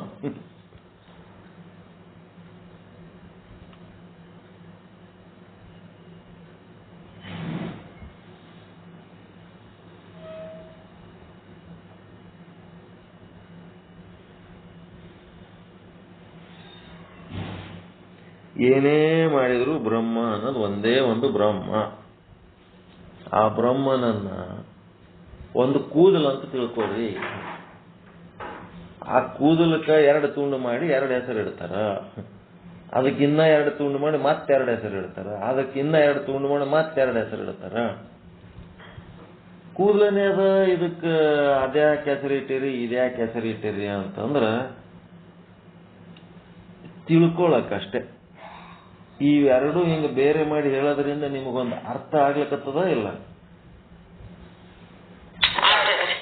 ಆ ಅರ್ಥವನ್ನ ನಿಮಗೆ ಕೈ ತಂದು ಕೊಡೋದಕ್ಕೆ ಈ ಶಬ್ದಗಳು ಬಳಸ್ಲಾಕತ್ತಾರ ಅಷ್ಟೇ. ಅಂದ್ರೆ ಮೂಲದಲ್ಲಿ ಏನೈತಲ್ಲ ಅದ ಅನಿಸೋದು. ಅದು ಬ್ರಹ್ಮ, ಒಂದೇ ಬ್ರಹ್ಮ ಮೂಲದಲ್ಲಿ. ಈಗ ನಾವು ಕೂದಲವನ್ನ ಮೂಲ ಎಷ್ಟು ಕೂದಲ ಮಾಡಿದ್ರು ಅದು ಕೂದಲ ಹಾಗೆ ಬ್ರಹ್ಮವನ್ನ ಸರ ಕತ್ತರಿಸ್ತಾರೆ. 1000 ತುಂಡು ಮಾಡಿದ್ರು ಅದು ಕೂದಲನೇ. ಅದೇ ರೀತಿ ಬ್ರಹ್ಮನನ್ನ ಹೇಗೆ ಹೇಳಿದ್ರೂ ಕೂಡ ಅದು ಬ್ರಹ್ಮನೇ. ಶಾಸ್ತ್ರ ಏನದ ಕೂದಲು ಸೀಳ ಕೆಲಸ ಅಂತಾರ ಇದಕ್ಕೆ ಶಾಸ್ತ್ರ ಹೇಳೋದಂದ್ರ. ಕೂದಲು ಸೀಳೋದು ಸುಮ್ಮನೆ ಏನ್ ಪಾಲ್ತು ಕೂತು ಸೀಳಿಲ್ಲ ಅಲ್ಲಿ. ಆ ಕೂದಲು ಸೀಳಿದ್ರಾಗ ಒಂದ್ ಏನ್ ಮಾಡಿದ್ರು, ಅರ್ಥ ತುಂಬಿದ್ರು. ಆ ಅರ್ಥವನ್ನ ಶಿಷ್ಯನ ಕೈಗೆ ಕೊಡೋದಕ್ಕ ಕೂಟಸ್ಥ ಅಂದ್ರು, ಜೀವ ಅಂದ್ರು, ಈಶ್ವರ ಅಂದ್ರು, ಬ್ರಹ್ಮಚೇತನ ಅಂದ್ರು, ಶುದ್ಧ ಬ್ರಹ್ಮ ಅಂದ್ರು, 4-5 ರೀತಿ ಹೇಳಿಬಿಟ್ರು. ಒಂದೇ ಬ್ರಹ್ಮನ್ನ ಅಷ್ಟೊಂದು ಮಾಡಿ ಹೇಳಿದರು. ಇಷ್ಟೊಂದು ಮಾಡಿ ಹೇಳಿದ ಮೇಲೆ ಬ್ರಹ್ಮ ಒಂದೇ ಇದ್ಮೇಲೆ ಇಷ್ಟೊಂದು ಹೆಸರುಗಳು ಎದಕ್ ಬೇಕ್ರಿ ಅಂತಂದ್ರ, ಕೂಟಸ್ಥ ಅನ್ನೋದಕ್ಕೆ ಒಂದು ಅರ್ಥ ಅದ, ಸಾಕ್ಷಿ ಅನ್ನೋದಕ್ಕೆ ಒಂದು ಅರ್ಥ ಅದ, ಆತ್ಮ ಅನ್ನೋದಕ್ಕೆ ಒಂದು ಅರ್ಥ ಅದ, ಎಲ್ಲ ಶಬ್ದಕ್ಕೆ ಒಂದು ಅರ್ಥ ಅದ. ಆ ಅರ್ಥವನ್ನ ನಿಮ್ಗೆ ತಲುಪಿಸ್ಬೇಕಾದ್ರೆ ಶಬ್ದದ ಮೂಲಕನೇ ತಲುಪಿಸ್ಬೇಕಲ್ಲ. ಶಬ್ದದ ಮೂಲಕ ಆ ಶಬ್ದಗಳು ಏನ್ ಮಾಡ್ಯಾರ, ಕ್ರಿಯೇಟ್ ಮಾಡಿ ಈ ರೀತಿ ಹೇಳಕ್ ಹಚ್ಚಾರ. ಆ ಶಬ್ದಗಳಲ್ಲಿ ಒಂದು ಅರ್ಥ ಅದ. ಆ ಅರ್ಥ ನಿಮಗೆ ನಿಲುಕಿತ್ತು ಅಂದ್ರೆ ಆ ಶಬ್ದದ ಕೆಲಸ ಮುಗಿತು. ನೀವು ಮತ್ತೆ ಯಾರಿಗಾರ ಹೇಳ್ಬೇಕಂದ್ರೆ ಆ ಶಬ್ದಗಳು ಬೇಕಾಗ್ತಾವ. ಮತ್ತೆ ಇಲ್ಲಾಂದ್ರೆ ನಿಮಗೆ ಅರ್ಥ ಆದ್ರೆ ಸಾಕು.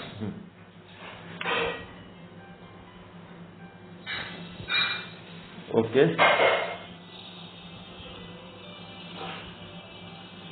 ಪರಮಾನಂದ ಪ್ರಾಪ್ತಿ ಭವ, ಸರ್ವದುಃಖ ನಿವೃತ್ತಿ ಭವ, ಇಷ್ಟಾರ್ಥ ಸಿದ್ಧಿರಸ್ತು, ಯಶಸ್ವಿ ಭವ, ಯಶಸ್ವಿ ಭವ.